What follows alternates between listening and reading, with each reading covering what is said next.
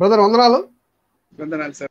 ఈ ప్రోగ్రామ్కి పిలిచిన వెంటనే మీరు వచ్చినందుకు ప్రేక్షకుల తరపున నా తరపున మీకు వందనాలు తెలియజేస్తున్నాను.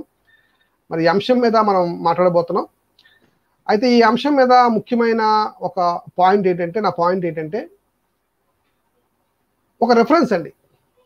నిర్గమాకాండము చూపిస్తానండి, ఆ రెఫరెన్స్ చూపిస్తాను సమాజానికి.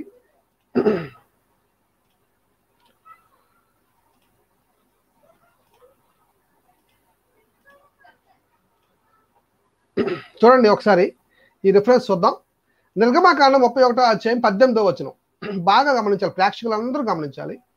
మరియు ఆయన సీనాయి కొండ మీద మోషేతో మాటలాడుట చాలించిన తర్వాత ఆయన తన శాసనముల గల 2 పలకలను అనగా దేవుని వేలతో రాయబడిన రాతి పలకలను అతనికి ఇచ్చెను. అనగా దేవుని వేలతో రాయబడిన రాతి పలకలను, దేవుని వేలతో రాయబడిన రాతి పలకలను. నిర్గమాకాండం 31వ అధ్యాయము 18వ వచనాన్ని మనం చూసుకున్నాం. ఇక్కడ మనం బాగా గమనించండి ప్రేక్షకులారా, బాగా గమనించండి, బాగా గమనించండి. నిర్గమాకాండం 31:18 దేవుని వేలతో లిపి మొదలైంది, దేవుని వేలతో లిపి మొదలయ్యింది అని నేను నా వాదన. ఈ వాదన కాదు అనేవారు ఎవరైనా ఉంటే నిరూపించుకోండి అనే ఒక ఛాలెంజ్ నేను విసురుతున్నాను. వెంకట చాగంటి గారికి కానివ్వండి, భాస్కర్ రాజు గారికి కానివ్వండి, అలాగే కొత్తగా వచ్చిన ముదుగొండ గారికి కానివ్వండి, మరి సంస్కృత పండితుల్ని అని చెప్పుకుంటున్నారు వీళ్ళందరూ ఏం చెప్తున్నారంటే సంస్కృత భాషే ఈ ప్రపంచానికి మూల భాష, సంస్కృత భాషే దైవ భాష అంటూ వీరు మాట్లాడుతున్నారు. అంటే ఇటుపక్క నుంచి భారతదేశం నుండి ప్రపంచానికి భాషలు వెళ్ళాయి, అలాగే లిపులు వెళ్ళాయి అన్నట్టుగా వీళ్ళు మరి కట్టింగ్లు ఇస్తున్నారు. ఒక మాట చెప్పాలంటే కట్టింగ్లు ఇస్తున్నారు. సో మీ కట్టింగ్లు పక్కన పెట్టి నా ఛాలెంజ్ని రిసీవ్ చేసుకోండి. నిర్గమాకాండం ప్రకారంగా 2 రాత పలకల మీద ఉన్న దేవుని వేలుతో రాయబడిన ఆ 10 ఆజ్ఞలే ఆరంభముగా ఉన్న లిపి అని నేను ఈరోజు నిరూపించదలిచాను. It's my open challenge. ఎవరైనా నిరూపించగలరా? ప్రపంచానికి మూలప్రతి బైబిలే, ప్రపంచానికి మూలము మొట్టమొదటగా రాయబడిన అక్షరమాల రాతి పలకల మీద రాయబడిన దేవుని యొక్క వెలుతో రాయబడిన ఆ వాక్యమే అని నేను ఓపెన్ ఛాలెంజ్ చేస్తున్నాను.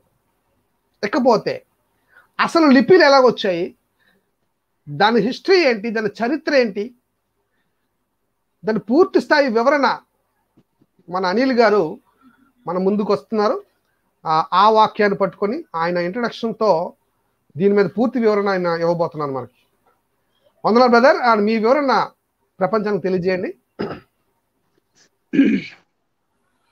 వీక్షిస్తున్న వీక్షకులందరికీ ప్రభు అయిన యేసుక్రీస్తు నామమున శుభములు. జాన్ కొయ్య సార్ గారు ఎప్పుడు నన్ను కష్టమైన ప్రశ్నలు వేస్తుంటారు. సో గతంలో లాగా ఎలాగైతే జాన్ కొయ్య సార్ గారు అతి కష్టమైన ప్రశ్నలు, క్లిష్టమైన ప్రశ్నలు వేసినప్పుడు దేవుని మహిమ ద్వారా, దేవుని సహాయంతో ఎలాగైతే ఎక్స్ప్లెయిన్ చేసి మీ అందరికీ క్లియర్ గా చెప్పగలిగాను, మరి ఈ రోజు కూడా మరి ఆ భారం అంతా దేవుడి మీదే వేసి నేను మొదలు పెడతానండి. నా వాయిస్ క్లియర్ గా ఉందా సార్? క్లియర్ గా ఉంది బ్రదర్. ఓకే, అయితే ఫస్ట్ ఆఫ్ ఆల్ ఏది సనాతన లిపి? ఏది సనాతన లిపి అంటే మొన్న ఒకసారి రక్షణ టీవీలో ప్రోగ్రామ్ జరుగుతున్నప్పుడు మన ముదిగొండ శివప్రసాదరావు గారు మరి సంస్కృత భాషకి లిపి మరి మాకు దొరకట్లేదు, దాని అక్షరం అలా చూపించండి అన్నప్పుడు తను ఆ మ్యాటర్ ని గుమాయించి ఫిరాయించి ఇటు తిప్పి అటు తిప్పి, మనం ఇంగ్లీష్ లో దాన్ని జనరల్ గా బీటింగ్ అరౌండ్ ద బుషెస్ అంటాం. So beating around the bushes, matter ని గుమాయించి ఫిరాయించి కాసేపు పాలీ స్క్రిప్ట్ అంటారు, కాసేపు ఖరోష్టి అంటారు, కాసేపు మన శారదా లిపి అన్నారు. కానీ మొత్తానికి మ్యాటర్ లోకి రాలేదు. ఎందుకు మ్యాటర్ లోకి రాలేదు అంటే శారదా అని కూడా కన్ఫర్మ్ అయిపోయారండి. శారదానే అని చెప్పేసాను కూడా ఆయన. ఒకవేళ శారదా లిపియే సనాతనమైన లిపి అని వీళ్ళు కానీ ఒకవేళ ముదిగొండ శివప్రసాదరావు గారు అనుకుంటే ఆయన ప్రొఫెసర్ లో ప్రో కూడా కాదు, ప్రొఫెసర్ స్పెల్లింగ్ లో ఉన్న ప్రో కూడా కాదు ఆయన. ఎందుకంటే శారదా లిపి యొక్క పుట్టు పూర్వోత్తరాలు ఏంటి, అది ఎన్నో శతాబ్దానికి చెందింది, ఆయనకు తెలియకుండానే ఆయన మాట్లాడుతున్నాడని మనం ఈజీగా అర్థం చేసుకోవచ్చు సార్. సో నేను ఈ ప్రోగ్రామ్ మనం లైవ్ ఇది ఏదైతే నడుస్తుందో ఇందులో నా సొంత మాటలు కాకుండా ముందు భాషా ప్రావీణ్యత ఉన్న భాషా శాస్త్రవేత్తలు ఏమన్నారో ఫస్ట్ అది చూద్దాం సార్ ఒకసారి. ఓకే, ఒకసారి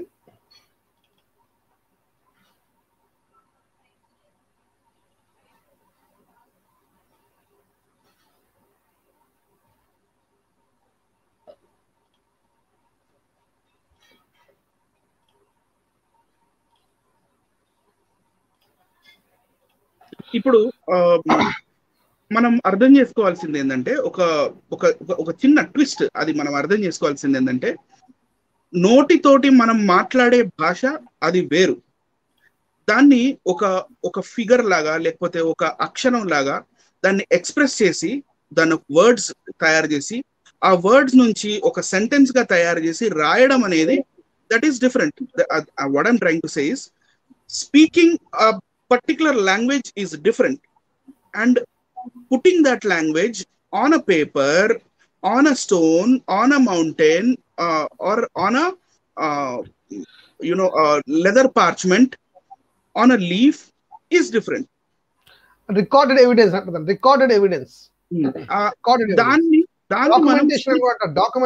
documentation right.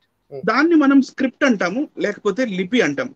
ఫర్ ఎగ్జాంపుల్ ఒక భయంకరమైన నగ్న సత్యాన్ని చెప్పాలి, అది చాలా మంది ప్రజలకి ఈ రోజు తెలియదు. ఏంటంటే ఇంగ్లీష్ కి లిపి లేదు, రైట్, ఇంగ్లీష్ కి లిపి లేదు. మరి మనం ఏం రాస్తున్నాము రోజు అంటే ఏబిసిడీలు ఇవి మళ్ళీ XYZ దాకా 26 అక్షరాలు ఉన్నాయి కదా, ఈ అక్షరాలన్నీ ఎక్కడి నుంచి వచ్చాయి అని అంటే దట్ ఈస్ రోమన్ స్క్రిప్ట్. పోయినసారి నేను ఒక లైవ్ లో నేను మన అగస్టస్ టైబేరియస్ జూలియస్ సీజర్ ఉన్నాడు కదా, ఆయన కాయిన్ చూపించి అక్కడ AUGUSTUS చూడండి అగస్టస్ అని చదివినప్పుడు ఒక బ్రదర్ అడిగాడు కూడా నాకు, ఒక బ్రదర్ ఏమడిగాడు అంటే బ్రదర్ మీరు ఇంగ్లీష్ చూపించి ఇది గ్రీక్ అది రోమన్ లాంగ్వేజ్ అంటారు ఏంటి అంటాడు.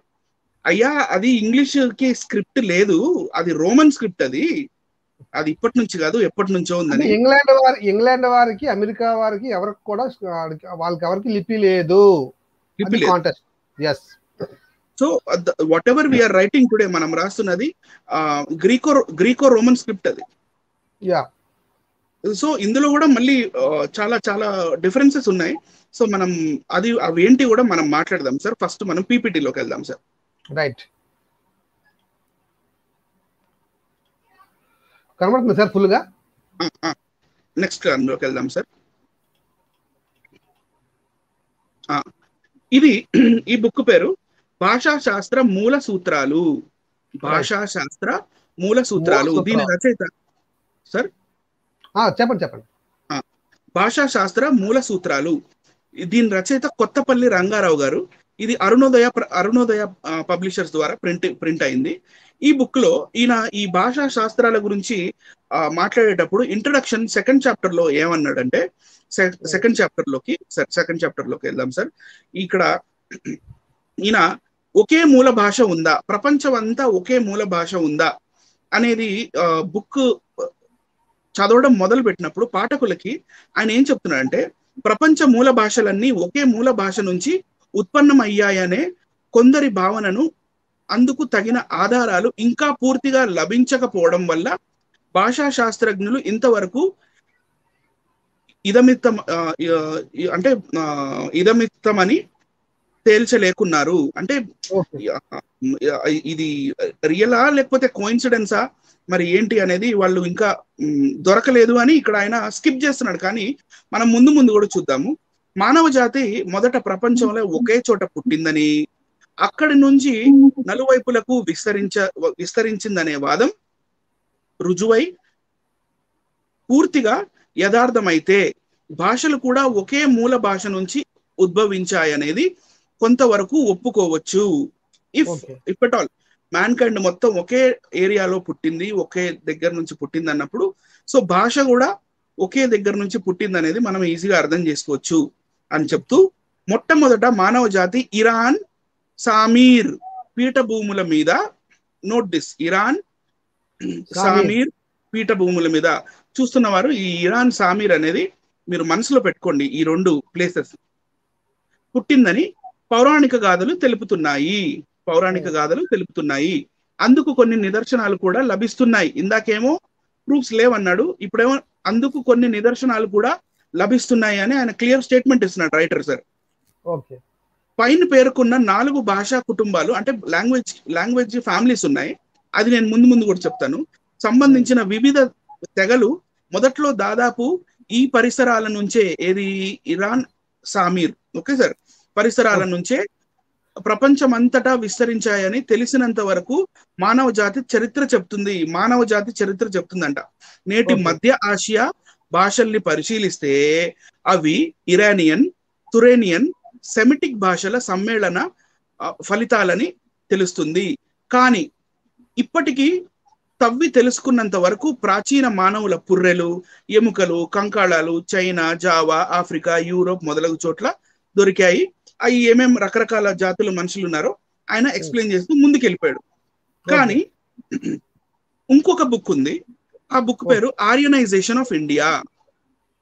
The Aryanisation of India. ఈ ఆర్యనైజేషన్ 1925 ఈ రోజుకి కరెక్ట్ గా 96 సంవత్సరాల క్రితం రాయబడిన బుక్ అండి ఇది. ఇది రాసింది రైటర్ వచ్చేసి నృపేంద్ర కుమార్ దత్ గారు ఎవరంటే professor of history, Hooghly government college లో ప్రొఫెసర్ ఆఫ్ హిస్టరీ. అండ్ ఈయన చేసిన ఈ పరిశోధనలు ఇవన్నీ ఆర్కియాలజికల్ సర్వే ఆఫ్ ఇండియా వాళ్ళ దగ్గర ఇవన్నీ సేఫ్ గా ఉన్నాయి. సో ఈయన చాప్టర్ 1 లో ఏం చెప్తున్నాడో ఒకసారి చూద్దాం సార్. చాప్టర్ 1 సేఫ్ గా ఉన్నాయి. నా వాయిస్ మళ్ళీ నాకు వినపడుతుంది sir. Okay sir. Chapter 1. It was memorable moment when Sir William Jones observed in 1786. Am I clear, sir? Am I audible? Yes. Okay, sir. Sir William Jones observed in 1786 1786 that the Sanskrit language, the language of Persia, the language of Greece and Rome, the language of Celts and Germans were all closely connected. ఆయన భాషలు, ప్రపంచ భాషలన్నీ చాలా close గా monitor చేస్తూ ఆయన research చేస్తున్న కాలంలో ఆయన ఫిలాలజిస్ట్ అన్నమాట. ఫిలాలజిస్ట్ అంటే ప్రపంచ భాషలన్నిటినీ ఆయన అధ్యయనం చేసే స్కాలర్. ఆయన ఏమన్నాడంటే సంస్కృత భాష, పర్షియా భాష, గ్రీకు భాష, రోమ్ భాష, మళ్ళీ కెల్ట్స్ వీళ్ళు మాట్లాడే భాష, జర్మన్స్ వీళ్ళు మాట్లాడే భాష, ఇవన్నీ క్లోజ్లీ కనెక్టెడ్ అయి ఉన్నాయి. So much so that believing them to have sprung from some common source. వీళ్ళన్నిటికీ అంటే ఈ భాషలు మాట్లాడుతున్న ప్రజలందరూ ఒక కామన్ సోర్స్ నుంచే బయటకు వచ్చారు అనేది ఆయన చెప్తున్నాడు. అంటే ఆ కామన్ సోర్స్ ఎక్కడి నుంచి అయితే బయటకు వచ్చారో ఆ సోర్స్ ఇప్పుడు లేదు, which perhaps no longer exists. These observations laid the foundation stone for comparative philology. Compare చేస్తూ వీళ్ళు ఇంకా పరిశోధన మొదలు పెట్టారు, which was placed on a scientific footing by Bopp అనేది ఆయన కూడా ఒక philologist. in his comparative grammar about 50 years later, తర్వాత ఈయన చెప్పిన మన విలియం జోన్స్ గారు చెప్పిన ఈ స్టేట్మెంట్ ప్రకారము 50 సంవత్సరాల తర్వాత ఈయన బాగా పరిశోధన చేశాడు. At once the hypothesis arose that the ancestors of the person speaking these connected languages belong to one stock which once lived in one place and spoke one language. వీళ్ళందరూ ఈ గ్రీకు భాష, రోమన్ భాష, Persian భాష, సంస్కృత భాష, కెల్ట్ భాష, German భాష మాట్లాడుతున్న వాళ్ళందరూ ఒక టైం అప్పుడు ఒకే గుంపుకి, ఒకే మందకి, లేకపోతే ఒకే తెగకి చెందిన వాళ్ళు అని క్లియర్ గా అర్థమైపోయింది. ఎందుకంటే కొన్ని వర్డ్స్ లైక్ ఫాతరే అన్నప్పుడు ఇంగ్లీష్ లో ఫాదర్ అంటాం. మళ్ళీ Okay. మళ్ళీ సాంస్క్రిట్ వచ్చేసరికి పితృ అయిపోయింది. ఫాతరే, Oh, పాత్రే, పితృ. మళ్ళీ మాత్రే, మదర్, మాతృ, భ్రాత, బ్రదర్, భ్రాత్రే, మళ్ళీ భ్రాత. ఇవన్నీ చాలా దగ్గరగా ఉన్నాయి. ఈ ఫాదర్, మదర్, ఈ బ్రదర్, ఇవన్నీ. సో ఇవన్నీ ఒకే ప్లేస్ నుంచి వచ్చి ఉండొచ్చు అనేది వీళ్ళు స్ట్రాంగ్ ఒక ఒపీనియన్ కి వచ్చేసారు. One of the most famous advocates of this hypothesis was Max Muller. Max Muller అనగానే ఇంకా మన ఫ్రెండ్స్ కి మ్యాక్స్ మ్యూలర్ మా వేదాల్ని మార్చేశాడు అంటారు. మ్యాక్స్ మ్యూలర్ ఎప్పుడు ఇండియాకి రాలేదు నాకు తెలిసినంత వరకు సార్. అవును, నాకు తెలిసినంత వరకు అసలు మ్యాక్స్ మ్యూలర్ ఎప్పుడు ఇండియాకి రాలేదు. ఆయన is the linguist, right sir. So Max Muller అవి ఉన్నట్టుగా తర్జుమా చేశాడు ఆయన రీసెర్చ్ ప్రకారం. అసలు మాక్సిమం లేకపోతే అసలు వేదాలు అసలు వీళ్ళ చేతులకు ఎలాగ వస్తాయండి అసలు నాకు అర్థం కావట్లేదు. తప్పించుకోవడానికి చెప్పే రీజన్ సార్. అవును. సో మ్యాక్స్ మిల్లర్ ఏమనంటే who in his lectures on the science of language అనే లెక్చర్ 1861 లో జరిగింది సార్. 200 సంవత్సరాలకు పైగా ఆ కాలంలో asserted that there was a time when the first ancestors of the Indians, అంటే పితరులు, ఎవరి పితరులు? భారతీయులు, పర్షియన్స్, గ్రీక్స్, రోమన్స్, స్లావ్స్ అంటే యుగోస్లావియా లేకపోతే జెకోస్లోవాకియా, ఈ స్లావ్స్ ఉన్నాయి కదా, ఈ స్లావ్స్, కెల్ట్స్ అంటే కెల్టిక్ పీపుల్ ఉంటారు కదా sir, Celts and the Germans were living together with in the same enclosure. Sir next page sir. వీళ్ళందరూ ఒకే సేమ్ ఎన్క్లోజర్ లో లేకపోతే సేమ్ ప్లేస్ లో బతికారు వాళ్ళందరూ, ఈ భాషలు మాట్లాడుతున్న వాళ్ళందరూ. సేమ్ రూఫ్ అని ఉందండి ఇక్కడ, రైట్ అని మీరు అనుకుంటున్నారా? Together with in the same enclosure? No కాదు. అండర్ ద సేమ్ రూఫ్, ఒకే చూరు కింద లేకపోతే ఒకే కప్పు కింద లేకపోతే ఒకే ఇంట్లో వాళ్ళు ఉండేవాళ్ళు ఒకప్పుడు. అందుకే ఈ భాషలన్నీ కలుస్తున్నాయి. And that place was central ఏషియాలోని ప్లేస్ అది, where the ancestors of the Indians and Persians started for the south. వాళ్ళల్లో పుట్టిన వాళ్ళే, వాళ్ళ తరాల వాళ్ళు కొంతమంది ఇండియాకి, కొంతమంది పర్షియాకి వెళ్ళిపోయారు for the south. And the leaders of the Greek, Roman, Celtic, Teutonic and Slavonic colonies march towards the shores of Europe. వాళ్ళందరూ యూరప్ వైపు ఇలా ప్రపంచాన్ని వీళ్ళు కప్పేశారు అని చెప్పి ఈయన క్లియర్ గా చెప్తున్నాడు సార్. సో కన్ఫర్మ్ చేశాడు. కానీ ఈయన మాటలు మళ్ళీ ఈ మ్యాక్స్ మిల్లర్ మాటలు, మళ్ళీ ఇందాక చెప్పిన విలియం జోన్స్ గారి మాటలు, మళ్ళీ బాప్ ఈయన మాటలు, మళ్ళీ ఇందాక మన తెలుగు బుక్ లో నుంచి చూపించిన మన కొత్తపల్లి రంగారావు గారు, వీళ్ళందరూ ఒకవైపు సూచిస్తున్నారు. ఒకవైపు సూచన, ఈ ఫింగర్స్ అన్ని ఒకవైపు వెళ్తున్నాయి. వీళ్ళందరూ ఏమన్నారంటే సెంట్రల్ ఏషియా అంటున్నారు. అందరూ సెంట్రల్ ఏషియా వైపు చూపిస్తున్నారు. సో ఈయన కొత్తపల్లి రంగారావు గారు ఏమన్నారంటే ఇరాన్, సామీర్ ప్రాంతంలో అన్నాడు. వీళ్ళేమో సెంట్రల్ ఏషియా అంటున్నారు. అసలు ఈ కథ ఏంది, కమామిష్ ఏంది, సెంట్రల్ ఏషియాలో ఎవరు ఉండేవాళ్ళు, ఏం జరిగింది అంటే మనం బైబిల్ గ్రంథంలోకి వెళ్ళాలి సార్. రైట్. బైబిల్ గ్రంథంలోకి వెళ్తే అక్కడ నోవాహు కాలంలో యేసు మన యెహోవా దేవుడు నోవాకి చెప్పారు, నువ్వు ఒక పెద్ద పడవని కట్టు, ఒక పెద్ద షిప్ ని నువ్వు తయారు చేస్తే అందులో వివిధ రకాల జంతువులు వారి వస్తాయి, మీ ఫ్యామిలీ అందరూ అందులో ఉండండి అని చెప్పటం. దాని తర్వాత 40 days and 40 nights అనే కాన్సెప్ట్ మనకి కనబడుతుంది. 40 రోజులు మరియు 40 రాత్రులు. ఇంకా వర్షం కురిసే టైము, తర్వాత ఆయన నివసించే టైం ఏమో సుమారు 1 year అందులో ఉన్నది. 40 పగళ్ళు 40 రాత్రులు వర్షం పడింది. ఆ వర్షం పడినా కూడా జలప్రళయం వచ్చినందువలన వీళ్ళు 1 సంవత్సరం పాటు ఆ నావలోనే ఉండిపోవాల్సి వచ్చింది. కట్ చేస్తే ఏం జరిగింది? తర్వాత ఏం జరిగిందంటే బైబిల్ గ్రంథం ప్రకారము ఈ నావ వెళ్ళి అరరాత్ అనే పర్వతానికి గుద్దుకున్నట్టుగా మనకు బైబిల్ చెప్తుంది. మరి అరరాత్ అనే పర్వతం ఈ ప్రపంచంలో ఈ భూగోళం మీద ఉందా?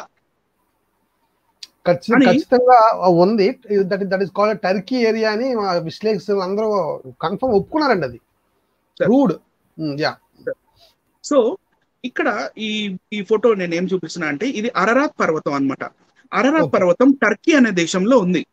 యా. టర్కీ అనే దేశంలో అరరాత్ పర్వతానికి ఈ నావ వెళ్ళి గుద్దుకున్నట్టుగా మనకి బైబిల్ చెప్తుంది. సరే, Yes. అరరాత్ పర్వతం మీద వెతికారు. అరరాత్ పర్వతం మీద వెతికితే వాళ్ళకి ఎలాంటి నావ దొరకల. ఓకే. కానీ తర్వాత మళ్ళీ టెక్నాలజీ బాగా సొఫిస్టికేట్ అయిపోయిన తర్వాత వీళ్ళు Okay. శాటిలైట్ నుంచి పిక్చర్ తీయడం మొదలు పెట్టారు. కింద 2 సర్కిల్స్ ఉన్నాయి చూడండి సార్. శాటిలైట్ పిక్చర్ అరరాత్ పర్వతంకి కింద అంటే 19 కిలోమీటర్ల కింద వైపున ఒక నావలాగా కనపడింది సైంటిస్టులకి. ఇదేంటి అని చెప్పి ఆ తర్వాత రాన్ వయట్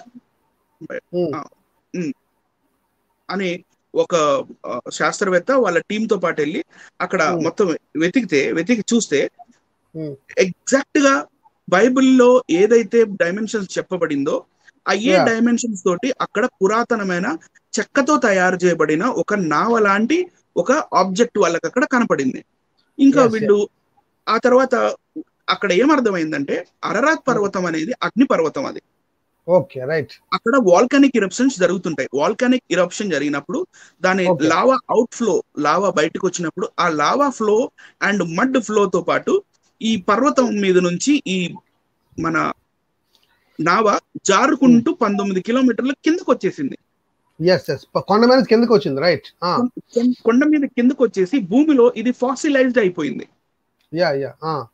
భూమిలో ఫాసిలైజ్డ్ అయిపోయింది. నెక్స్ట్ ఫోటోలో కానీ మనం ఒకవేళ చూస్తే ఇక్కడ మనకి క్లియర్ గా అర్థమైపోతుంది. ఇదంతా నేను ఎందుకు చెప్తున్నానంటే పాయింట్ కే వస్తున్నాను. మౌంటైన్ ఆఫ్ అరరాత్ దాని కింద అంటే మొత్తం మౌంటైన్ కిందకి వెళ్ళలేదు, ఇంకా మౌంటైన్ కొంచెం పైకే ఉంది. ఓకే. ఇది ఫ్రంట్ భాగం ఇక్కడ మీకు కనపడుతుంది, వెనకాల భాగం కనపడుతుంది. ఎగ్జాక్ట్ బిబ్లికల్ లెంగ్త్, బైబిల్ ప్రకారం లెంగ్త్ ఎంత ఉండాలో అంత లెంగ్త్ ఉంది దాని బేస్. మళ్ళీ చెక్కలతో పాటు దాని సైడ్ రిబ్స్ అన్ని చేయడం జరిగింది. తర్వాత మెటల్ డిటెక్టర్ తోటి వీళ్ళు టెస్ట్ చేస్తే లోపల మెటల్ స్ట్రిప్స్ కూడా కనపడ్డాయి ఇందులో. ఇది చాలా పురాతనమైనది. సో దీని మీద పరిశోధనలు చేసిన తర్వాత నెక్స్ట్ దీంట్లో మనకి ఏం కనపడుతుందంటే ఈ టర్కీ దేశము, టర్కీ గవర్నమెంట్ ఏం చెప్పిందంటే government confirms this is నోవాస్ arc. మనకి ఇలాంటి కథే మత్స్య పురాణంలో కూడా కనపడుతుంది. అవును. ఈ మత్స్య పురాణంలో కనపడుతున్న ఈ నావ వెళ్ళి హిమాలయాలకి గుద్దుకుందని రాసింది. భవిష్య పురాణంలో చూసాను సార్. భవిష్య పురాణం మత్స్య పురాణంలో కూడా ఉంది సార్. వైవస్వత మనువు ఎక్కుతాడు. ఈ నోవా గారి పడవలో 8 మంది ఎలాగుంటారో ఈ వైవస్వత మనువు ఎక్కిన ఈ పడవలో కూడా 8 మందే ఉంటారు. కానీ ఇందులో వీళ్ళ ఫ్యామిలీ ఉండదు. వైవస్వత మనువుతో పాటు సప్త ఋషులు ఉంటారు అనమాట ఇందులో. అరరాత్ పర్వతం దగ్గర ఈ నోవా గారి మన ఈ నావ దొరికింది, కానీ హిమాలయాల్లో వైవస్వత మనువు యొక్క నావ దొరకల. ఇంతవరకు దొరకలేదు. మరి దొరకలేదు సార్. అదే మరి అంటే ఇప్పుడు వాళ్ళ గ్రంథాల్లో ఉన్నవి వాళ్ళు పరిశోధన చేసి మరి బయటకు తీస్తే ప్రపంచం నమ్ముతుంది. మరి బైబిల్లో ఉన్న విషయాన్ని దేవుడు పబ్లిక్ గా నిరూపించాడు ఇక్కడ. మరి నోవా ఆర్క్ దొరికిందంటే మరి దేవుడు నిరూపించాడు అనమాట. అది పాయింట్, రైట్. ఇప్పుడు ఇదంతా ఈ మొత్తం స్టోరీ మనం సండే స్కూల్ పిల్లలకి సండే స్కూల్ దగ్గర నుండి నేను చిన్న ఉన్నప్పుడే విన్నాను. నేను 5-6 సంవత్సరాలు ఉన్నప్పుడే సండే స్కూల్లో ఫస్ట్ టైం ఈ కథ విన్నాను నేను. తర్వాత ఈ మన పిల్లలకి ఎవరిని అడిగినా ఈ కథ చెప్తారు. కానీ ఇప్పుడు ఈ కథ నేను ఎందుకు చెప్పానంటే సందర్భానుసారంగా చెప్పాల్సి వచ్చింది.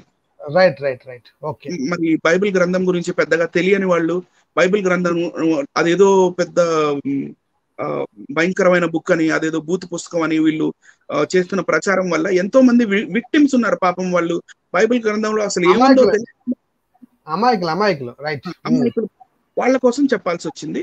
సో ఈ సందర్భం జరిగింది. కట్ చేస్తే మళ్ళీ ఈ సందర్భం జరిగిన తర్వాత ఏం జరిగింది అనేది బైబిల్ గ్రంథంలో ఒక్కసారి చూద్దాం. వీళ్ళు ఈ నోవా గారి పిల్లలు, నోవా గారితో సహా ఈ నావలో నుంచి కిందకి దిగారు. దిగిన తర్వాత వాళ్ళ పిల్లలు పుడుతూ జనరేషన్స్ పెరిగినాయి. కానీ వీళ్ళు ఒక నదీ ప్రాంతంలో ఉంటున్నారు. ఆ నదీ ప్రాంతము బల్ల భూములు. అది ఎలా ఉంది ఏంటి అది ఇక్కడ చెప్తుంది చూడండి. భూమి అందంతటా ఒక్క భాషయు ఒక్క పలుకును ఉండెను. ఇందాక సైంటిస్ట్ ఏం చెప్పారు సార్? ఒకే ఒకే ఒకే రూఫ్ లో అందరూ ఉన్నారు అని చెప్పారు అక్కడ. భూమి అందంతటా ఒక్క భాషయు ఒక్క పలుకును ఉండెను. వారు తూర్పున ప్రయాణమై పోవుచుండగా సీనారు దేశమందొక మైదానము వారికి కనబడెను.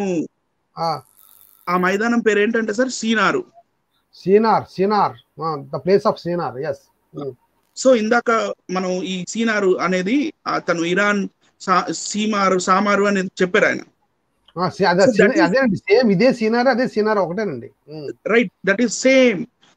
సీనారు దేశమందొక మైదానం వారికి కనపడెను. అక్కడ వారు నివసించి మనము ఇటుకలు చేసి బాగుగా కాల్చుదము రండని ఒకరితో ఒకడు మాట్లాడుకొనిరి. రాళ్లకు ప్రతిగా ఇటుకలను, అడుసునకు ప్రతిగా మట్టి కీలును వారికి ఉండెను. అంటే రాళ్లకు ప్రతిగా వాళ్ళకి అప్పుడే బ్రిక్స్ టెక్నాలజీ తెలుసు. ఓకే, బ్రిక్స్ టెక్నాలజీ తెలుసు వాళ్ళకి. నోవా గారి కాలంలోనే బ్రిక్స్ టెక్నాలజీ ఉంది. ఓకే. సో ఇక్కడ అడుసు అంటే మార్టర్, ఈ లైమ్ స్టోన్ తోటి వగేరా చేసే ఈ మార్టర్ ప్లేస్ లో వీళ్ళకి ఏముందంటే మట్టి కీలు అంటే మనం ఒకవేళ హీబ్రూ భాషలో చూస్తే అక్కడ చమార్ అని ఉంది. చామార్ అంటే తెలుగులో చమురు. Right, okay. చమురు అంటే అక్కడ ఏం చమురు దొరుకుతుంది?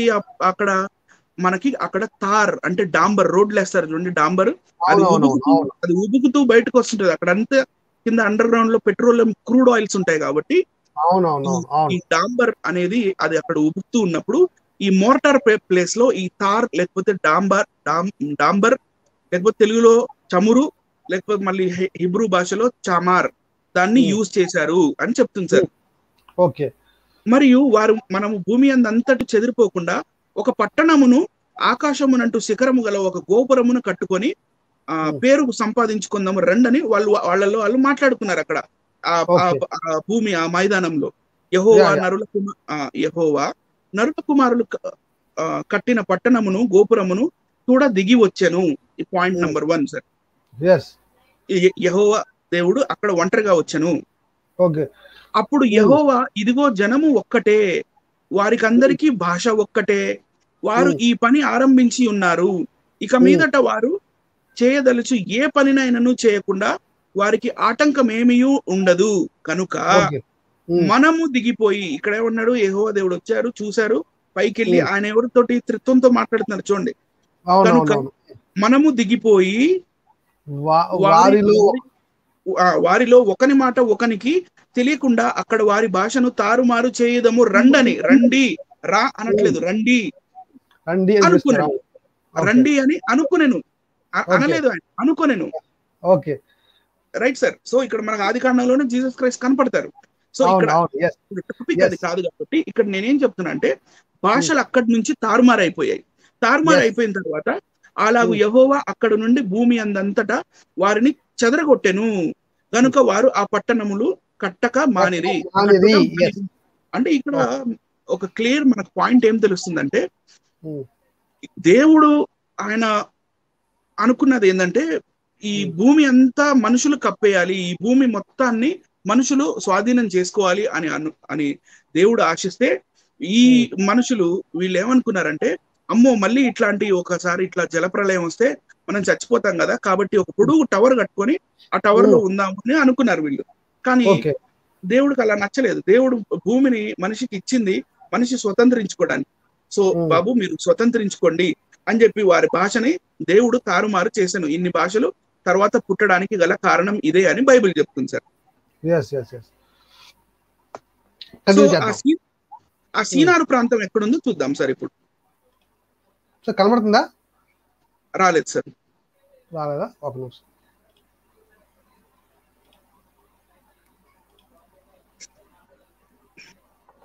కనబడుతుంది కదా? బైబిల్ వచనం వచ్చింది సార్. సీనారు, రైట్. ఎస్. ఇది పైన టర్కీ, మీకు ఇక్కడ టర్కీ కనపడుతుంది. టర్కీ అంటే ఇక్కడ అరరాత్ పర్వతం ఉంది. అరరాత్ పర్వతం దగ్గర వీళ్ళు నావ దిగిన తర్వాత కిందకి వీళ్ళు ఇటు చూస్తేనేమో యూఫ్రటిస్ నది, ఇటు చూస్తే టిగ్రిస్ నది. అంటే it is a delta place which is a fertile land, which is also a fertile land. ఇక్కడ వచ్చి వీళ్ళు ఉంటున్నారు అనమాట. ఇది సీనార్, కింద చూడండి సీనార్. ఎస్, ఇది సీనార్. ఇక్కడ ఇండియాలో కూడా ఇలాంటి మెస్పటోమియన్ పేరు కూడా ఉంది ఇక్కడ పైన. మెసొపొటోమియా. సో ఇక్కడ ఇండియాలో కూడా ఇలాంటి 2 నదులు పక్క పక్కనే ఉన్న ప్లేసులు ఉన్నాయి. ఇటు యమున, ఇటు గంగా ఉంటుంది. దాన్ని దోఆబ్ అంటారు. దోఆబ్ అంటే దో అంటే 2, ఆబ్ అంటే వాటర్, పానీ అంటే పంజాబ్ అంటారు కదా సార్. 5 నదులు, 5. పంజ్ అంటే 5, పంజ్ అంటే 5, ఆబ్ అంటే వాటర్. సో దో అంటే 2, ఆబ్ అంటే వాటర్, దోఆబ్. సో ఇది కూడా ఇది సెంట్రల్ ఏషియాలోని దోఆబ్ ప్లేస్ అన్నమాట. The place between 2 reverse. ఈ రివర్స్ మధ్యలో వీళ్ళు ఉండేవాళ్ళు. ఇక్కడ నుండి చెల్లా చెదరైపోయారని బైబిల్ చెప్పింది, సైంటిస్టులు చెప్పారు, లింగ్విస్టులు చెప్పారు, మరి చారిత్రక ఆధారాలు కూడా ఉన్నాయి. అంటే ఈ ప్రాంతం అంతా ఉండి ఇక్కడ కట్టారు, బాబిలోన్ దగ్గర ఈ ఏరియాలో కట్టారనమాట బాబెల్ గోపురం సార్. ఇక్కడ కట్టి ఇక భాషలు తారుమారైపోయిన తర్వాత వాళ్ళు అక్కడి నుంచి బయలుదేరి ఇక వేరే వేరే ప్రదేశాలకి వెళ్ళిపోయారు. ఏ ప్రదేశాలకు వెళ్ళారు, ఏ ప్రదేశంలో ఎవరు సార్? ఇక్కడ చెదిరిపోయారు అనమాట, అది పాయింట్ సార్. ఇక్కడ చెదిరిపోయారు. సో చెదిరిపోయి వారు ఏ దేశాల వాళ్ళు ఎవరెవరు అయ్యారు అనేది మనకి ఆదికాండం 10వ అధ్యాయం మొత్తం అదే ఉంటుంది. Okay okay right right sir. Next వెళ్దాం సార్. ఇక్కడ దీన్ని ఫర్టైల్ క్రిసెంట్ అంటారు, fertile crescent. So this is due to these 2 reverse అన్నమాట. సో ఇదే ఏరియాలో మాక్సిమం బిగినింగ్ లో ఇదే ఏరియాలో వీళ్ళు స్ప్రెడ్ అయి ఉన్నారు. తర్వాత ఇంకా వాస్ట్ గా స్ప్రెడ్ అయ్యారు. కానీ బేసికల్లీ వీళ్ళు స్ప్రెడ్ అయిన ప్లేస్ మాత్రం ఇదే. ఇక్కడ మీకు ఫోనేషియా కనపడుతుంది, సైడ్ కి చూడండి. ఫోనేషియా అంటే ఇజ్రాయెల్ ఉన్న ప్లేస్ లో ఫోనేషియా. ఫోనేషియా ఇది మీరు గుర్తుంచుకోవాలి. ఫోనేషియా ఫోనిషియన్ అనేది కింద టైర్ ఉంది. టైర్ అనే place. Tyre is nothing but it is a place in Syria. దాని పక్కనే లెబనాన్ ఉంటుంది. తర్వాత ఇక్కడ సుమేరు, ఇవన్నీ మనకి మొత్తం సిరియన్ డెజర్ట్ ఉంది. Syrian desert sir. సో ఇక్కడ మనకి ఇది సెంట్రల్ ఏషియా అన్న సంగతి అర్థమైపోతుంది. నెక్స్ట్ మనం వెళ్తే నెక్స్ట్ దీంట్లో చూస్తే ఒక ఫ్యామిలీ ట్రీ కనపడుతుంది మీకు. It is this is the chart which shows the family tree of language. Evolution of alphabets. కొంచెం జూమ్ చేయండి సార్. అక్షరాలు చాలా చిన్నగా ఉన్నాయి కాబట్టి ప్రజలకు మరి కనపడుతుందో లేదో నేను కాన్ఫిడెంట్ గా లేను. ఒక నిమిషం అండి. మధ్యలో చాలా దాన్ని ఏమంటారు, కొన్ని ప్రశ్నలు కూడా వస్తున్నాయండి. చాలా మంది ప్రశ్నిస్తున్నారు. ఒక ప్రశ్న నేను ఇచ్చేసిన తర్వాత మనం ముందుకెళ్దాం. ఒక బ్రదర్ అడిగారు, ఏమడుతున్నారంటే ఒకసారి మనం చూపిస్తాను. రైట్. ఒక బ్రదర్ ఏమడుతున్నారంటే, బ్రదర్ ఐరన్ యూజ్డ్ నో టైంలో ఉందా, ఐరన్ ని నో టైంలో యూజ్ చేశారా అని ఒక ప్రశ్న అడిగారండి. అది చెప్పేసి ముందుకెళ్దాం. మనం మెయిన్ ఏంటండి, I have used the word metal. Metal మొత్తానికి మెటల్ ఉంది కదా. అంటే ఇప్పుడు దానికి ముందుకు వెళ్ళిపోతే నా ఆన్సర్ ఏంటంటే, ఆ ముందుకు వెళ్ళిపోతే కయ్యను ఉన్నాడు, కయ్యను కుమారులు ఉన్నారు. కయ్యను కుమారులు కూడా ఐరన్ యూజ్ చేశారని బైబిల్ చెప్తుంది. నోవాహు ముందే ఐరన్ ఉంది. ఐరన్ చేతి పనులు, ఇనుపు వస్తువులతో తయారు చేసే పరికరాలు అప్పటికే ఉన్నాయి అని బైబిల్ అప్పటికే సాక్షిస్తుంది. కయ్యను కుమారులు చేశారు కదా, అది జ్ఞాపకం చేస్తాను బ్రదర్ కి. అది బ్రదర్ మిస్టర్ వినయ్ కుమార్ గారు, మీకు అర్థమై ఉంటుంది. బైబిల్లో ఆల్రెడీ ముందే ఐరన్ పనులు చేశారని బైబిల్లో ఉంది బ్రదర్. అది మీరు గుర్తిస్తారని నేను ఆశిస్తున్నాను. ముందుకు వెళ్ళిపోదాం బ్రదర్, మనం మళ్ళీ మన టాపిక్ లో వెళ్ళిపోదాం. రైట్.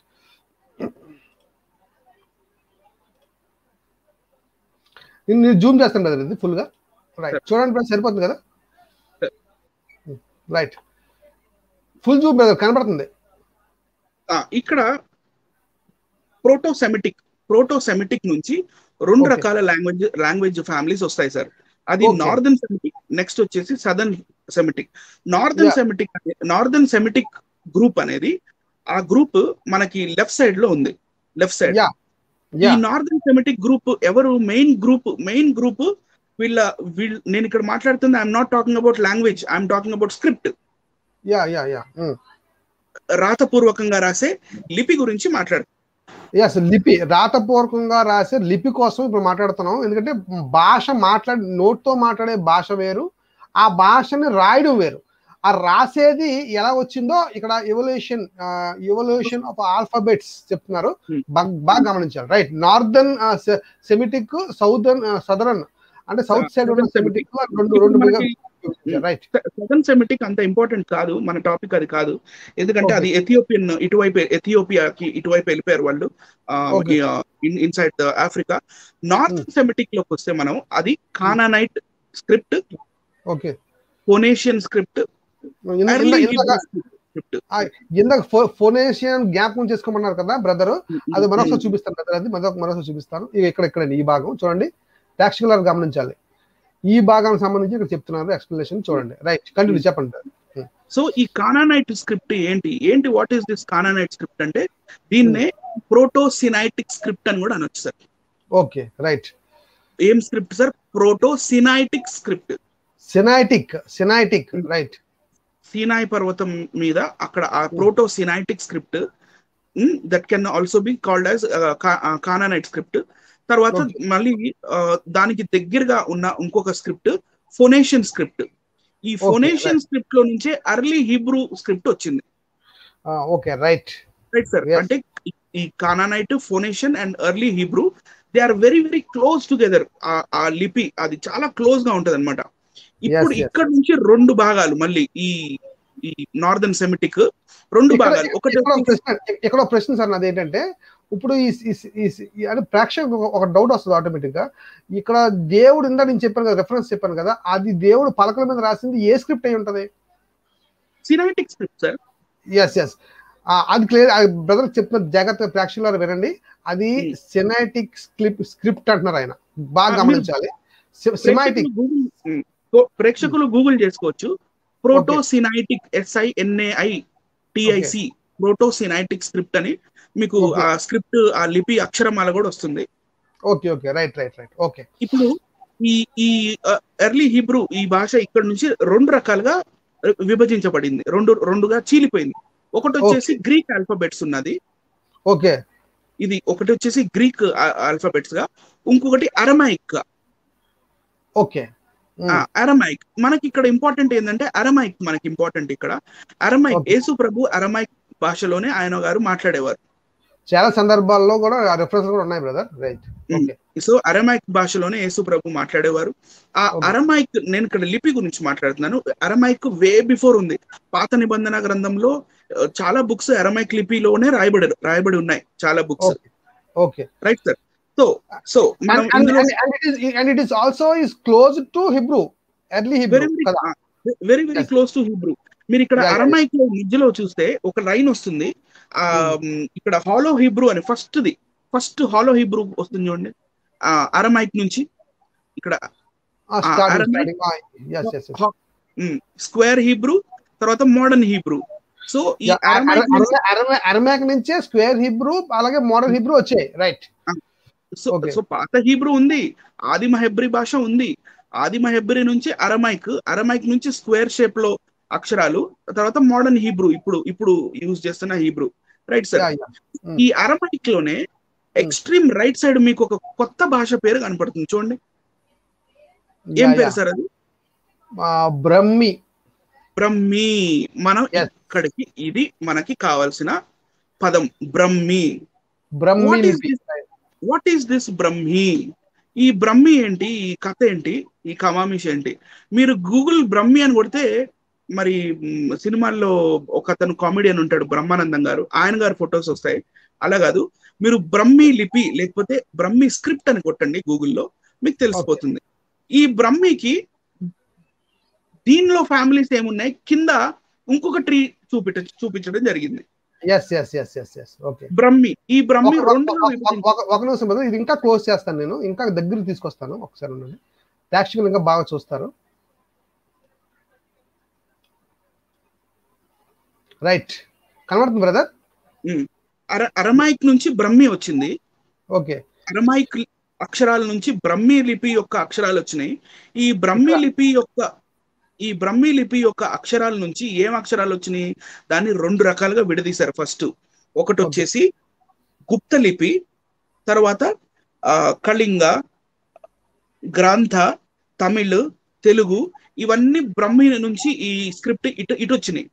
మళ్ళీ ఇటు లెఫ్ట్ సైడ్ మనం చూస్తే గుప్తా లిపిలో ఏమేమి వచ్చినాయి, టిబెటన్ స్క్రిప్ట్ వచ్చింది, ఇందులో నుంచి శారదా లిపి వచ్చింది. ముదిగొండ శివప్రసాద్ రావు గారు చెప్పారు శారదా లిపి అన్నారు రక్షణ ఛానల్లో. సో ఇది శారదా లిపి. శారదా నుంచి కాశ్మీరీ స్క్రిప్ట్ వచ్చింది. తర్వాత ఇదే గుప్తా నుంచి కుటిల అనే ఒక స్క్రిప్ట్ వచ్చింది. అందులో నుంచి మళ్ళీ బెంగాల్ ఒరియా వచ్చింది. చూడండి, బెంగాల్ ఒరియా.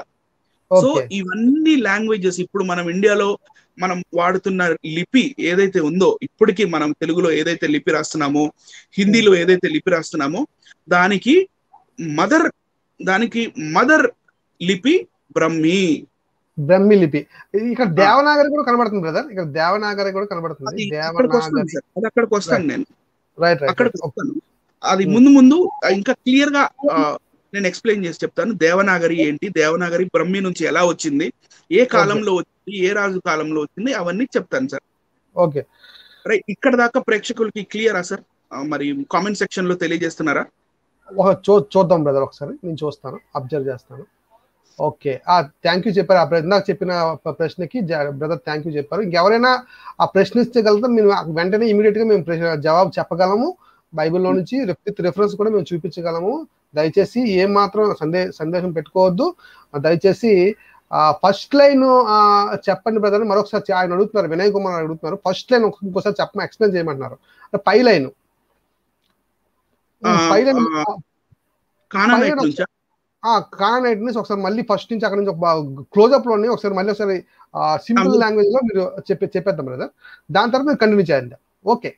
ఓకే బ్రదర్, తప్పకుండా మనకి జ్ఞానం అందరికీ క్లియర్ గా అర్థం అవ్వడానికే ఈ ప్రోగ్రాము. దయచేసి అర్థం చేసుకోండి, ఖచ్చితంగా మేము చెప్తాం బ్రదర్. ఒక నిమిషం. రైట్, నేను వెరీ క్లోజ్అప్ చేశాను. చూడండి బ్రదర్, ఎవల్యూషన్ ఆఫ్ ఆల్ఫాబెట్స్. ఇక్కడ చూడండి, నేను కొంచెం వివరణ ఇస్తాను బ్రదర్. ఇక్కడ చూడండి, సెమిటిక్ నుంచి 2 సెమిటిక్స్ వచ్చాయి. ఒకటి నార్దర్న్, రెండోది సదరన్. నార్త్ వైపు సదరన్ వైపు. సదరన్ వైపుకి మనం ఆఫ్రికన్ కాంటినెంట్ లో ఈ 2 వెళ్ళిపోయాయి. ఎథోపియన్ లాగా వెళ్ళిపోయి. మనకి ఇప్పుడు ఇంపార్టెంట్ ఏంటంటే ఇక్కడ నార్దర్న్ సెమిటిక్ ఇంపార్టెంట్. ఈ సెమిటిక్ లాంగ్వేజ్ అంటే ఇప్పుడు ఈ సెమిటిక్ లాంగ్వేజ్ లోనే మనం దేవుడు మన బ్రదర్ ఆ సెమిటిక్ లాంగ్వేజ్ లోనే ఇక్కడ మనకి కానానైట్స్, అలాగే ఇక్కడ అర్లీ హెబ్రూ లాంగ్వేజ్ అనేది డెవలప్ అయిన తర్వాత ఈ అర్లీ హెబ్రూ లాంగ్వేజ్ నుంచి ఇటు గ్రీకు, ఇటు అరమిక్ డెవలప్ అయ్యాయి అని బ్రదర్ చెప్తున్నారు. చెప్పండి బ్రదర్, మీరు చెప్పండి. ఈ సెమిటిక్ అనే వర్డ్ ఎక్కడి నుంచి వచ్చిందంటే నోవాహు గారి కొడుకు వాళ్ళ తనయుడు ఉన్నారు కదండి, షేము.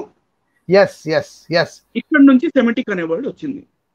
సెమిటిక్ అనే వర్డ్ నోవాహు గారు పెద్ద కుమారుడు ఉన్నాడు కదా, షేము, హాము, జాఫెత్ అని ఉన్నారు. అందులో పెద్దోడు ఉన్నాడు కదా, ఆ పదజాలం నుంచి వచ్చింది అని మనం అర్థం చేసుకోవాలి. రైట్, కంటిన్యూ చేయండి. అక్కడ నుంచి అరమైక్ వచ్చింది. ఓకే, ఇదిగో ఈ అరమైక్ అక్షరమాల గురించి మాట్లాడుతుంది. అరమైక్ అక్షరమాల, ఈ అరమైక్ అక్షరమాల నుంచి బ్రహ్మి అక్షరమాల వచ్చింది. డెవలప్ అయిందండి. ఇక్కడ నుంచి ఇక్కడికి డెవలప్ అయింది. Okay, right. ఇప్పుడు మళ్ళీ బ్రదర్ ఏం చెప్తున్నారంటే ఈ బ్రహ్మి లిపికి సంబంధించిన ట్రీ ఏంటి అని చెప్తున్నారు బ్రదర్. ఒకసారి చూద్దాం, చెప్పండి బ్రదర్. ఈ బ్రహ్మి యొక్క అక్షరమాలని మళ్ళీ 2 రకాలుగా అవి విభజించబడ్డాయి, 2 రకాలుగా డెవలప్ అవుతూ వచ్చాయి. అదేంటంటే north Indian, south Indian. North Indian వచ్చేసి గుప్తుల కాలం నాటి గుప్తా స్క్రిప్ట్. ఆ గుప్తా స్క్రిప్ట్ లో నుంచే టిబెటన్ వచ్చింది, శారదా లిపి వచ్చింది, శారదా నుంచి కాశ్మీరీ లిపి వచ్చింది. తర్వాత మళ్ళీ కుటిల, ఈ కుటిల నుంచి మళ్ళీ 2 రకాలు, ఒకటి దేవనాగరి, ఒకటి బెంగాల్ ఒరియా. మళ్ళీ ఈ దేవనాగరి దాంట్లోంచి గుర్ముల్, గుజరాతీ, సింధీ వచ్చినాయి సార్. Right sir. మళ్ళీ ఇంకొక ఇది వచ్చేసి పాలి అనే స్క్రిప్ట్ కూడా ఈ గుప్తా లిపి, గుప్తుల కాలపు లిపి, ఆ లిపిలో నుంచి పాలి అని కూడా ఒక స్క్రిప్ట్, ఒక అక్షరమాల వచ్చింది.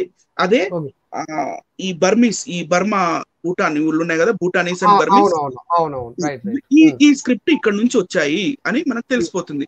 అది మనం సౌత్ ఇండియన్ లోకి వస్తే ఇక్కడ 3 రకాలుగా విభజించబడ్డాయి. ఒకటి కళింగ, రైట్ సార్. నెక్స్ట్ వచ్చేసి కదంబ, ఆ కదంబలో నుంచే కన్నడ మరియు తెలుగు స్క్రిప్ట్ వచ్చింది. అందుకనే Yes. తెలుగు అక్షరమాల కన్నడ అక్షరమాల చాలా దగ్గరగా ఉంటాయి. ఒకలా ఉంటాయి, దగ్గరగా ఉంటాయి. Right right right. అవును, భాష కూడా సుమారు కొంచెం దగ్గరగా ఉంటుంది బ్రదర్. ఎస్. ఆ. మలయాళం తమిళ్ ఒకలా ఉంటాయి. మలయాళం తమిళ్ ఒకలాగా ఉంటది. ఇది వచ్చేసి Right. గ్రంథ అనే దగ్గర నుండి ఇది స్ప్లిట్ అయి వచ్చింది సార్.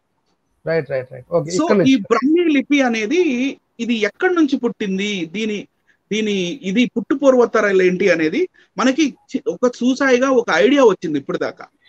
అవును, ఇది ఎక్కడి నుంచి వచ్చిందంటే అరామిక్ నుంచి డెవలప్ అయ్యింది. ఇది అరామిక్ ఎక్కడి నుంచి డెవలప్ అయ్యింది? ఎర్లీ హీబ్రూ నుంచి అని మనం కన్ఫర్మ్ చేసుకోవాలి. రైట్, ఎర్లీ హీబ్రూ నుంచి. సో నెక్స్ట్ మనం స్లైడ్ లోకి వెళ్తే ఇక్కడ మీకు కంపారిటివ్ గా నేను కొన్ని అక్షరాలు చూపిస్తాను, మీరు జాగ్రత్తగా చూడాలి వీక్షిస్తున్న వీక్షకులు. ఇక్కడ ఫస్ట్ అక్షరం వచ్చేసి అలెఫ్. అలెఫ్ మీన్స్ ఏ. ఇది వచ్చేసి అరమైక్ లో ఏ. ఫస్ట్ వచ్చేసి డార్క్ లో ఉంది చూడండి, డార్క్ గా ఎక్స్ రూపంలో ఉంది డార్క్ గా, అది అరమైక్ లో ఏ. నెక్స్ట్ వచ్చేసి హీబ్రూలో ఎన్ లాగా కనపడుతుంది మనకి పక్కన ఉన్నది. ఎస్, అది అరబిక్ లో వచ్చేసి ఇది ఒక గీతగా మారింది, ఒక గీత వరకే ఉంది. కానీ మనకి కావాల్సింది బ్రహ్మి. సో ఇదే దీంట్లో 1 2 3 4th బ్రహ్మి లిపి ఉంది. ఈ బ్రహ్మిలో ఇంకా ఈ అరమైక్ లో ఉన్న ఒక్కసారి కంపేర్ చేసుకోండి మైండ్ లో, పెద్ద చేంజ్ ఉందా? చేంజ్ లేదు, రెండు ఒకలా ఉన్నాయండి. రైట్, ఆల్మోస్ట్ రెండు ఒకేలా ఉన్నాయి. మళ్ళీ ఇప్పుడు గ దగ్గరకు వద్దాం. థర్డ్ అక్షరం గిమేల్ అంటారు. గిమేల్, దట్ గిమేల్ ఇన్ అరమైక్. అండ్ అదే గని మీరు అరబిక్ లో చూస్తే కాస్త పండేశారు దాన్ని.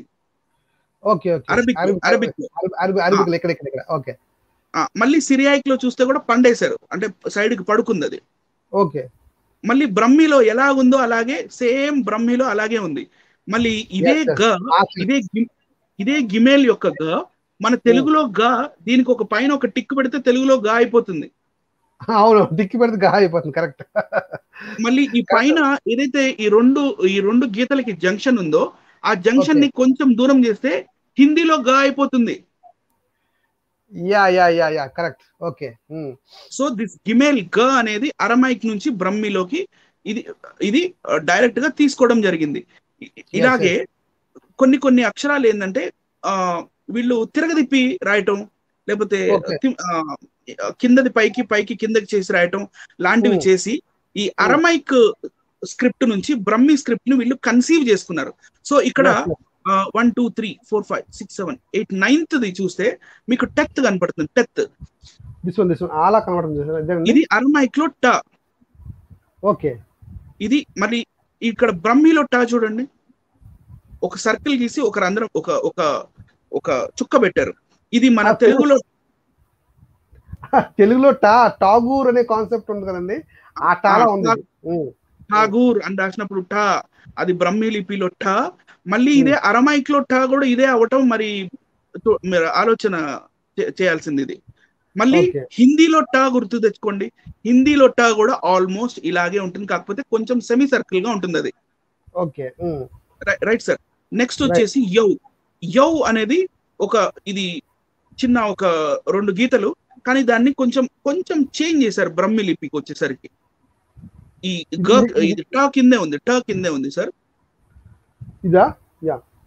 దిస్ వన్ ఇది బ్రహ్మిలోకి వచ్చేసరికి లైట్ గా దాన్ని కొంచెం తిప్పారు అంతే. Right sir. ఇప్పుడు మళ్ళీ మనం కా దగ్గరకు వద్దాం. కఫ్. కా దగ్గరకు వస్తే అక్కడ ప్లస్ రూపంలో ఉంది.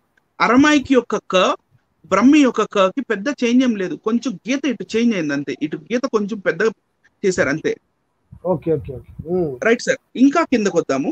మీకు చాలా అక్షరాలు కింద పైకి కిందకి చేసినట్టు కూడా కనపడతాయి.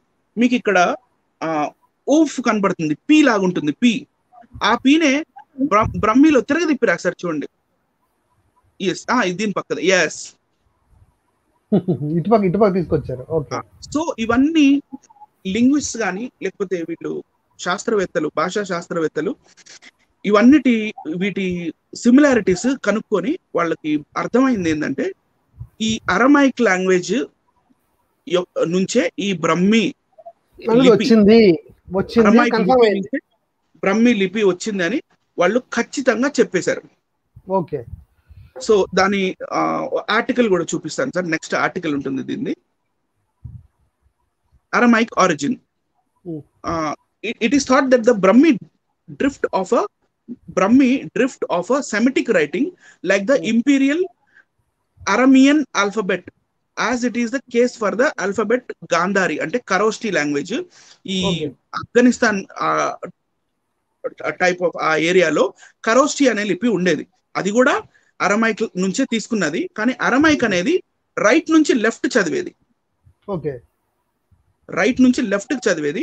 కానీ వీళ్ళు మన బ్రహ్మి లిపిలో కన్సీవ్ అయితే చేసుకున్నారు, కానీ లెఫ్ట్ నుంచి రైటే చదవడం మొదలు పెట్టారు sir. Reverse. Okay which appeared at the same time in north west India. Kharosthi and Brahmi same time లో కనపడ్డాయి under the control of the empire of the Achaemenids. ఈ రాజ్యంలో వాళ్ళు రాజ్యం పరిపాలిస్తున్నప్పుడు ఈ ఇండియన్ సబ్ కాంటినెంట్ దాకా ఈ బ్రహ్మి లిపి ఆ టైంలో వచ్చింది అన్నారు.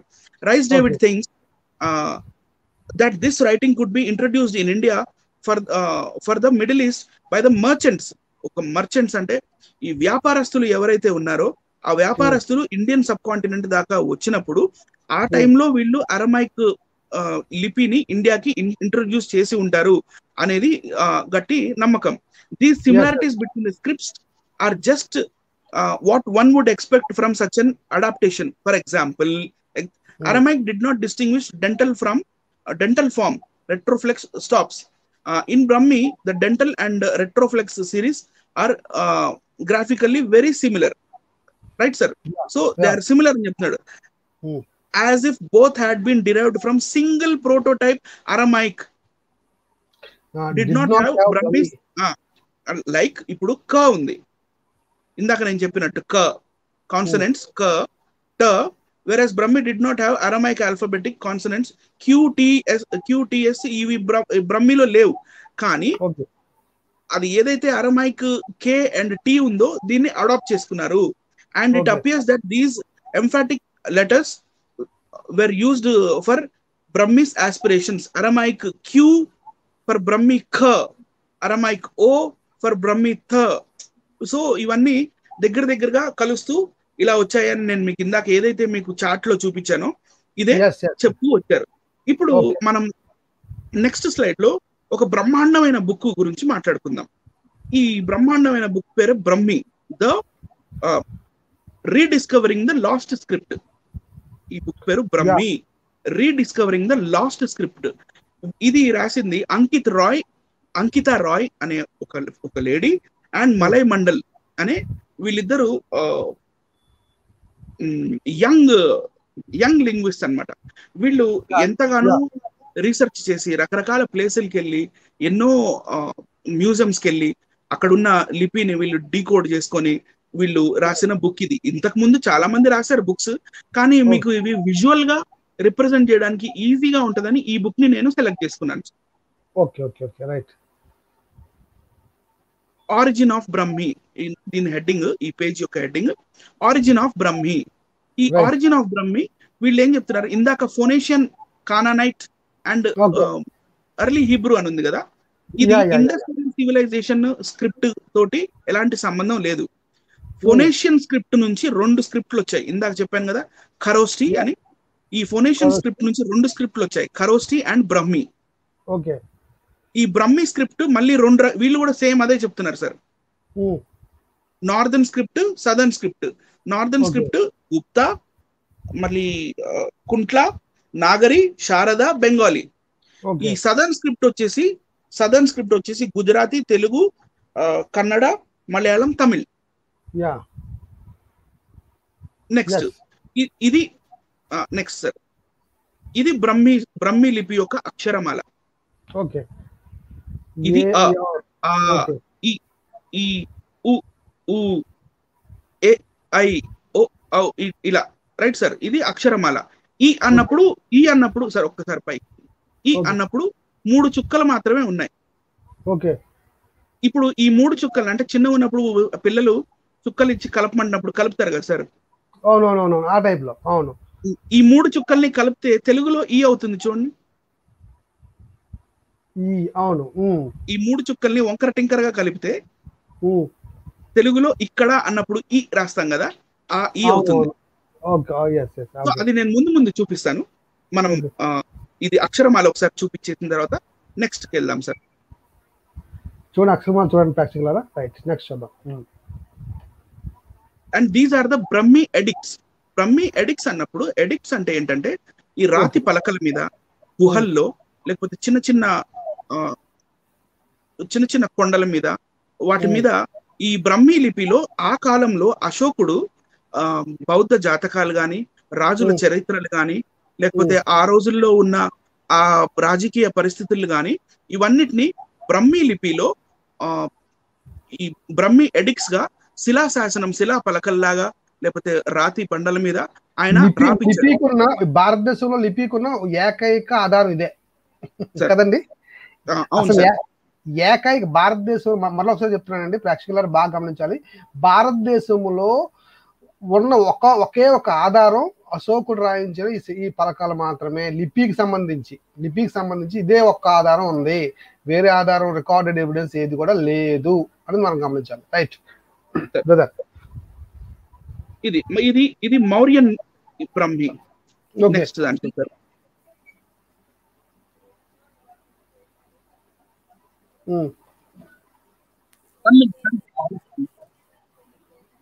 హలో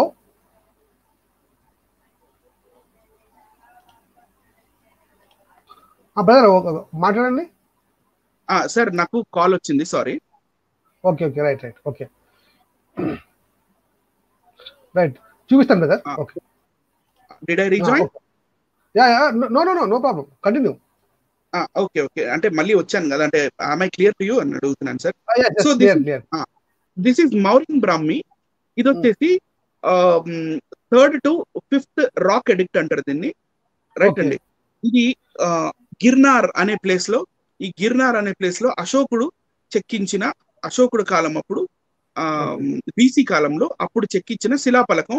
అదే ఇందాక చెప్పాను కదా, అక్కడ రాజకీయ పరిస్థితులు, రాజుల చరిత్రలు, బౌద్ధ జాతకాలు, ఇవే బ్రహ్మి లిపిలో మనకి కనపడుతుంది. ఈ లిపి మనకి ఆదిమ హెబ్రూ కానీ అరమైక్ కానీ చాలా దగ్గరగా ఉంటుంది. నెక్స్ట్ దాంట్లోకి వస్తే పోస్ట్ మౌర్యన్ బ్రహ్మి. ఈ మౌర్యుల కాలం అయిపోయిన తర్వాత, మౌర్యులు ఎప్పుడైతే గద్దె దిగేశారో అది దాని తర్వాత ఈ బ్రహ్మి లిపి మెల్లిగా ఒక షేప్ తీసుకుంటుంది, ఒక బాక్స్ షేప్ తీసుకుంటుంది చూడండి. And this happened in 2nd century AD, అంటే ఆఫ్టర్ 500 years. ఆఫ్టర్ 500 years, ఇందాక 3rd century BC చూసాము, ఇది 2nd century AD. After 500 years ఈ బ్రహ్మి లిపి మెల్లిమెల్లిగా చేంజ్ అవుతూ దీని షేప్ చేంజెస్ అవుతూ వస్తున్నాయి. ఈ శిలాపలకం మనకి మథురా యూపీలో దొరికింది సార్.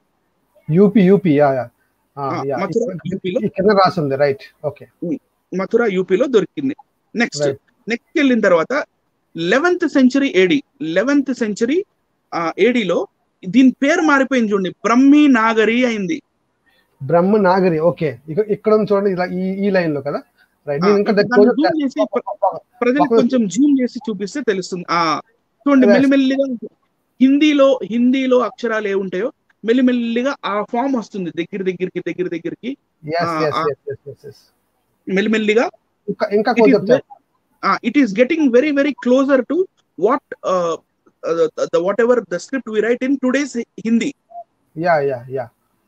Right sir. ఇది 11th century AD లో ఉన్న బ్రహ్మి నాగరి.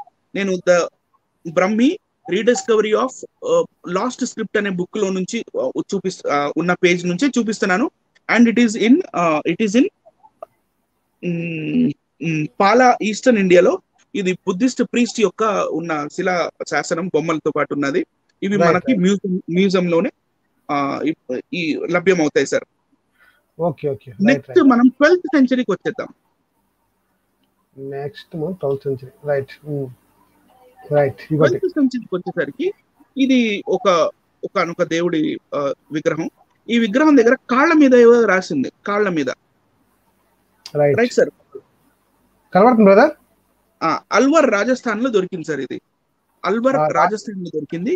ఇప్పుడు Rajasthan 12th century AD 12th century ఏడీకి వచ్చేసరికి ఈ బ్రహ్మీ లిపి కాస్త అంటే ముందేమో మౌర్యన్ లిపి, తర్వాత గుప్తా రాజుల బ్రహ్మి, ఆ తర్వాత బ్రహ్మీ నాగరి, ఆ తర్వాత ఇప్పుడు డైరెక్ట్ నాగరి అయిపోయింది. పైకి చూపియండి సార్, పైన దీని పేరు చూపియండి ప్రజలకి సార్.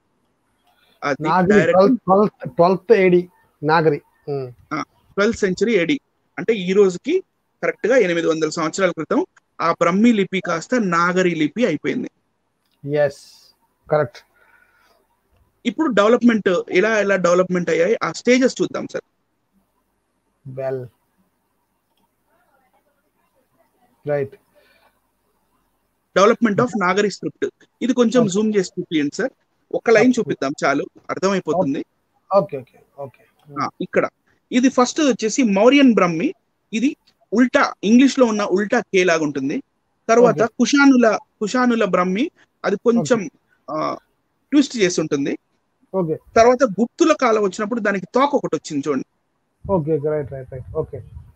తర్వాత మెల్లిమెల్లిగా ఇంకా టైం ముందుకు సాగుతూ ఉండేసరికి ఇప్పుడు ఇప్పుడు ఈ భాష దేవనాగరి ఎలా ఉందో మెల్లిమెల్లిగా అది ఆగా డెవలప్ అవుతూ వచ్చింది. దీనికి ఎన్ని సంవత్సరాలు పట్టింది? 3rd సెంచరీ BC నుంచి 12th సెంచరీ అంటే లగ్భగ్ దీనికి 1100 సంవత్సరాలా సార్? సుమారు 1500 సంవత్సరాలు పట్టింది సార్. 1500 ఇయర్స్ పట్టింది. 1500 ఇయర్స్ లో ఈ బ్రహ్మీ లిపి కాస్త దేవనాగరిగా మారింది. ఈ బ్రహ్మీ లిపి యొక్క ఆరిజిన్ ఏంటి సార్? అరమైక్ రైట్. అరమైక్ యొక్క ఆరిజిన్ హెబ్రూ రైట్. హీబ్రూ యొక్క ఆరిజిన్ సినైటిక్ స్క్రిప్ట్. ఎస్. మరలా మన బైబిల్ దగ్గరికి వచ్చాం. వెనక్కి వెళ్ళినా అదంతా మళ్ళీ బైబిల్ దగ్గరికే వచ్చేస్తుంది. సరే, ఇంకా ముందుకెళ్దాం. దేవుడు చేయరాని దగ్గరికి వస్తుంది, అది పాయింట్. సో ఇంకా ముందుకెళ్దాము. నెక్స్ట్ స్లైడ్ లో ఇది ఇక్కడ నేను టైమ్ లైన్ పెట్టాను సార్. టైమ్ లైన్ చూపిస్తున్నాను. అదే Brahmi the rediscovery of lost script అనే దాంట్లో నుంచే ఇది టైమ్ లైన్ అనమాట. ఈ timeline Indus valley civilisation అప్పుడు 2500 BC నుంచి 1500 BC దాకా ఈ ఇండస్ వ్యాలీ సివిలైజేషన్ యొక్క లిపి కంప్లీట్లీ డిఫరెంట్ ఉంటుంది. అది సాంబశివరావు అన్నగారు చాలా సార్లు మనకి చూపించారు. అది చాపలు లాగా, లేకపోతే ఒక ఎద్దు ముఖం లాగా, లేకపోతే 4 గీతలు, అది ఆ స్క్రిప్ట్ కంప్లీట్లీ డిఫరెంట్ ఉంటుంది. దాని తర్వాత అక్కడంతా ఖాళీ పీరియడ్. అది దాన్నే మన వాళ్ళు వేదిక్ పీరియడ్ అని కూడా అంటారు. అక్కడ ఎలాంటి లిపి లేదు, అక్కడ ఖాళీ పీరియడ్. 1500 BC నుంచి 400 BC దాకా మనకి బుద్ధుడు పుట్టిన కాలం, ఆ కాలం దాకా ఎలాంటి మనకి లిపి లేదు ఇక్కడ ఇండియాలో. సడన్ గా 400 BC లో ఒక స్క్రిప్ట్ వచ్చింది. దాని పేరే బ్రహ్మీ స్క్రిప్ట్. ఆ లిపి యొక్క మూల స్క్రిప్ట్ అరమైక్ స్క్రిప్ట్. దాన్ని మళ్ళీ ఇక్కడ అశోకుడి కాలం ఒక చిన్నగా మళ్ళీ పైన వేరేగా కూడా చూపించారు వాళ్ళు, అశోకుడిది. Right sir. దాదే మెల్లిమెల్లిగా అది నాగరి స్క్రిప్ట్ గా మారిపోయింది. గుప్తా పీరియడ్ అప్పుడు గుప్తా బ్రహ్మి అన్నారు, అదే మెల్లిమెల్లిగా నాగరిగా మారింది. మరి ఇప్పుడు మనం వాడుతున్న తెలుగు భాష ఎక్కడి నుంచి వచ్చింది అనేది ఇప్పుడు నా క్వశ్చన్. మనం ఇప్పుడు వాడుతున్న తెలుగు భాష అంటే నేను నోటితో మాట్లాడే భాష గురించి మాట్లాడట్లేదు, రాస్తున్న మాట్లాడుతున్నాను. అక్షరమాల. Right. Where did the Telugu script అక్షరమాల ఎక్కడి నుంచి వచ్చింది? ఈ తెలుగు అక్షరమాల కూడా బ్రహ్మి నుంచే వచ్చింది. ఎలా వచ్చిందంటే ఇక్కడ మీరు కొంచెం జూమ్ చేసి చూపించండి సార్. ఒక నిమిషం.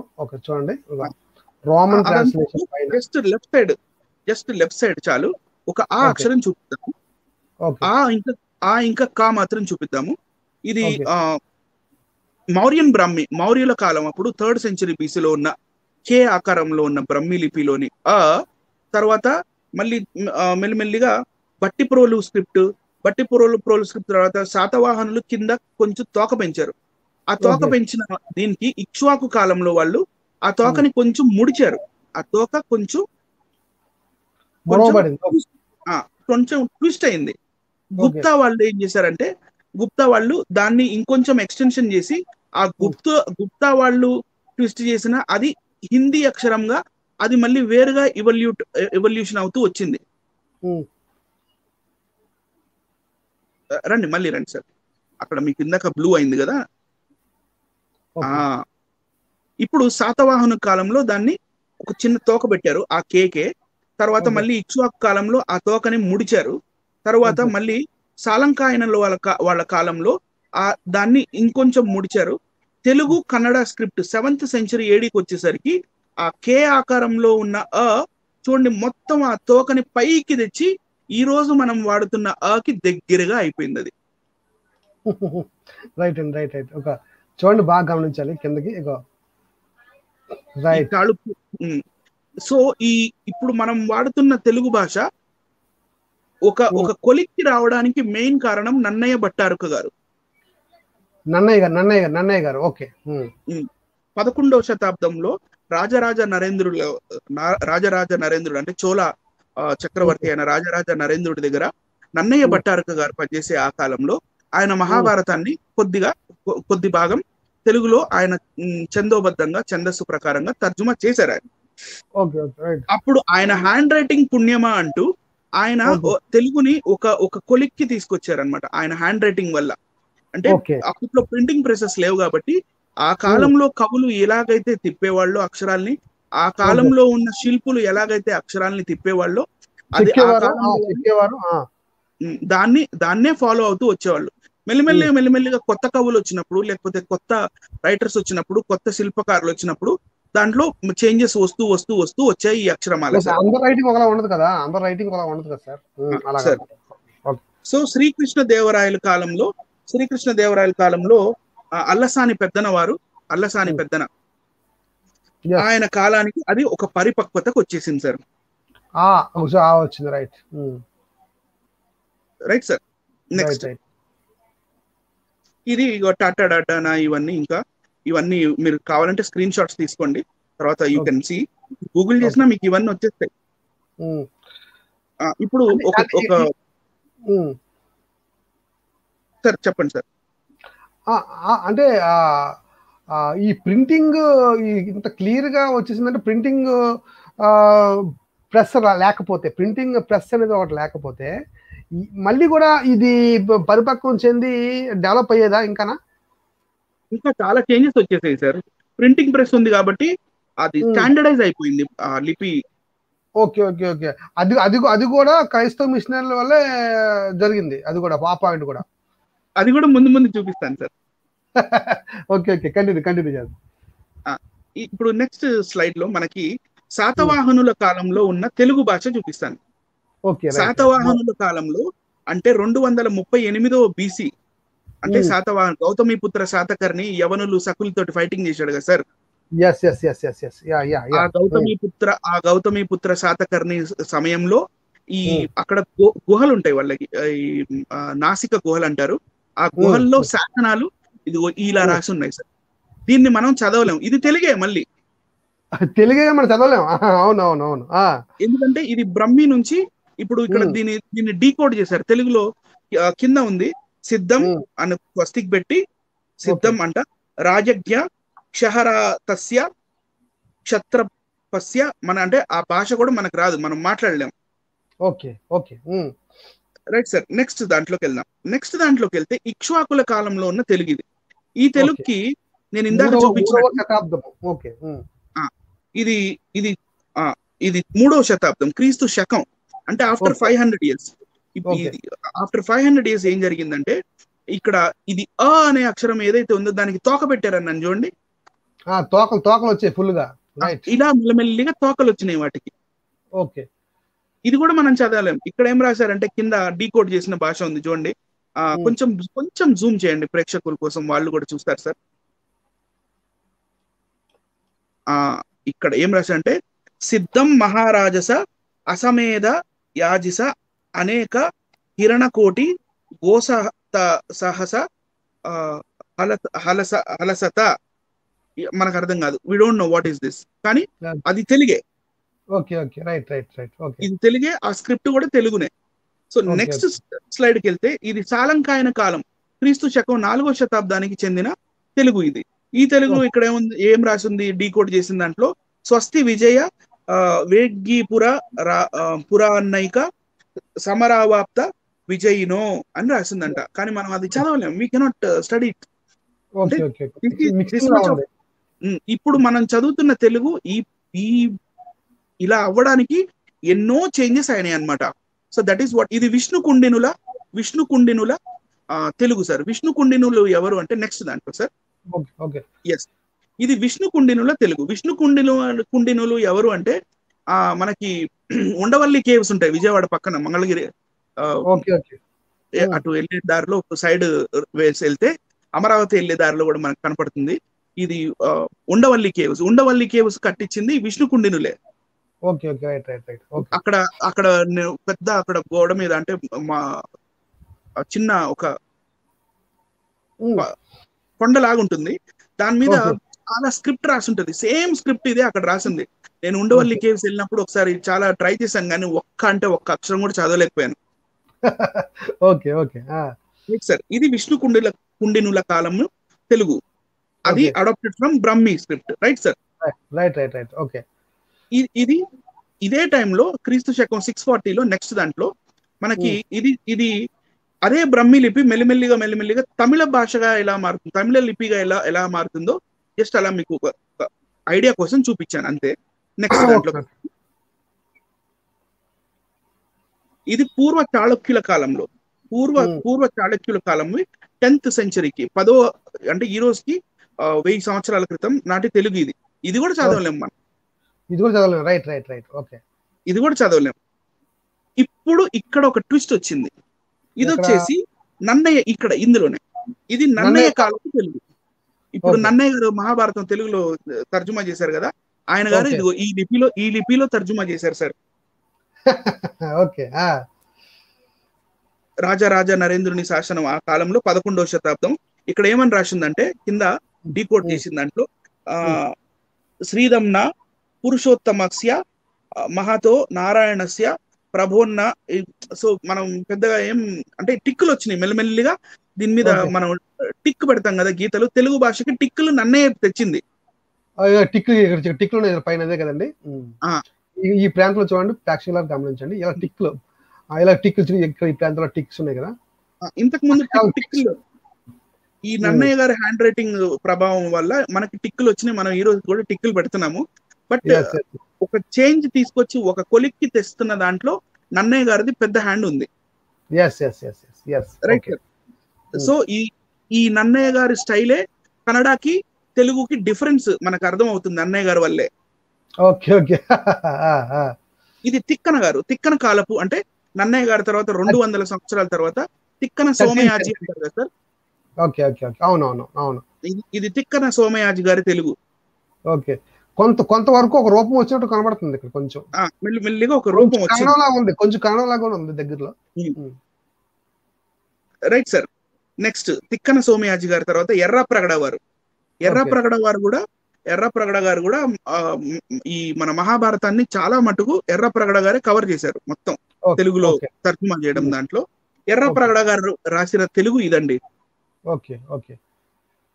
అంహస్ప భయానక స్త్రీ భువనే సద్దానికియాం. అది మనం అంతగా పర్ఫెక్ట్ గా చదవలేదు. ఓల్డ్ తెలుగు అన్నమాట, అంటే 1346 క్రీస్తు శకము. తర్వాత శ్రీనాథ కవి పెదకోమటి వేమారెడ్డి గారి శాసన కాలంలో ఈ శ్రీనాథ కవి రాసిన తెలుగు ఇలా ఉంటుంది. కానీ తెలుగుని ఒక స్టాండర్డైజ్ గా చేయడానికి గల కారణం మన అల్లసాని పెద్దన గారని ఇందాక చెప్పాను కదా. పెద్దన గారు, రైట్. కృష్ణదేవరాయల శాసనము. ఇది చదవటానికి ట్రై చేయండి సార్. శుభమస్తు అయిపోయింది ఇక్కడ చాలు, అదొక్కటి చాలు. రైట్. శుభమస్తు స్టార్ట్ చేశారండి. సో క్లియర్ గా ఇక్కడ పైన ఎంత క్లియర్ గా అంటే ఒక క్లారిటీ, అంటే ఇప్పుడు ఈ కాలానికి కొంచెం క్లారిటీ వచ్చింది. రైట్. ఇది నెక్స్ట్ దాంట్లో ఇది మన తెలుగు భాష, మన మాతృభాష అయిన తెలుగు, దీన్ని మొట్టమొదటిసారి ఫస్ట్ ప్రింట్ చేయబడ్డ బుక్ ఇది. ఈ రికార్డ్ చాలా హైలైట్ అండి. తెలుగు ప్రేక్షకులందరూ చూడాలి. తెలుగు ప్రేక్షకులందరూ మన భాష యొక్క ఫస్ట్ ప్రింటింగ్ చూడాలి. ఈ ప్రింటింగ్ కూడా చెప్పండి. దీన్ని కొంచెం జూమ్ చేసి కింద చూపించండి సార్. ఒక్క నిమిషం. ఇక్కడ క్రీస్తు శకం 1747 సంవత్సరం సెరాంపూర్ కళాశాల గ్రంథాలయమున నుండిన రెవరెండ్ బెంజమిన్ స్కాలియన్ పర్షియా దేశమున మాగ్డి జర్గను చేరిన హాలీ పట్టణమున తెలుగు భాషలో ముద్రించిన మారు జ్ఞాన వచనాల ముఖపత్రము. అంటే రెవరెండ్. సో ఆయన గారు ఈ టెక్స్ట్ ని మొత్తం రష్యా దేశానికి తీసుకెళ్లి ప్రింటింగ్ చేపించి తెచ్చాడు sir, first book. Very good అండి, వెరీ నైస్ ఇన్ఫర్మేషన్. ఈలాంటి సార్ క్రైస్తవులు తిడతారు అంటే తెలుగు భాషకి ఒక ప్రాణం పోసారు. తెలుగు భాషకి ప్రాణం పోసింది క్రైస్తవులు అని ప్రేక్షకులారా దయచేసి మనం చూపిస్తాం. అందాక మళ్ళీ మూల భాష బ్రహ్మి లిపి. ప్రేక్షకులారా గమనించండి, తెలుగు భాషకి ప్రాణం పోసారు క్రైస్తవులు. గమనించండి, మనకు తెలుగు అంటే చాలా ఇష్టం, ఎందుకంటే మన మాతృభాష అది. ఓకేనా, దానికి కూడా ప్రాణం పోసింది క్రైస్తవులే. అసలు క్రైస్తవులు చేయలేదంటే ఏం లేదండి. భారతదేశానికి ఎన్ని సేవలు చేశారంటే తెలుసుకుంటారు. ఎప్పటికైనా ప్రపంచం తెలుసుకుంటుంది. క్రైస్తవులు ఒక్క సేవ కాదండి, అన్ని సేవలు చేశారు. అందులో భాషకు సంబంధించిన సేవ కూడా, ప్రింటింగ్ కూడా మొట్టసారిగా ప్రింటింగ్ కూడా చేయించింది కూడా క్రైస్తవులే అని గమనించండి. Okay, next.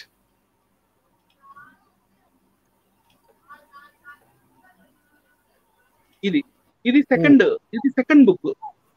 ఓకే, క్రీస్తు శకం 1817 అంటే లగ్భగ్ మళ్ళీ ఇంకో 60 ఇయర్స్ తర్వాత.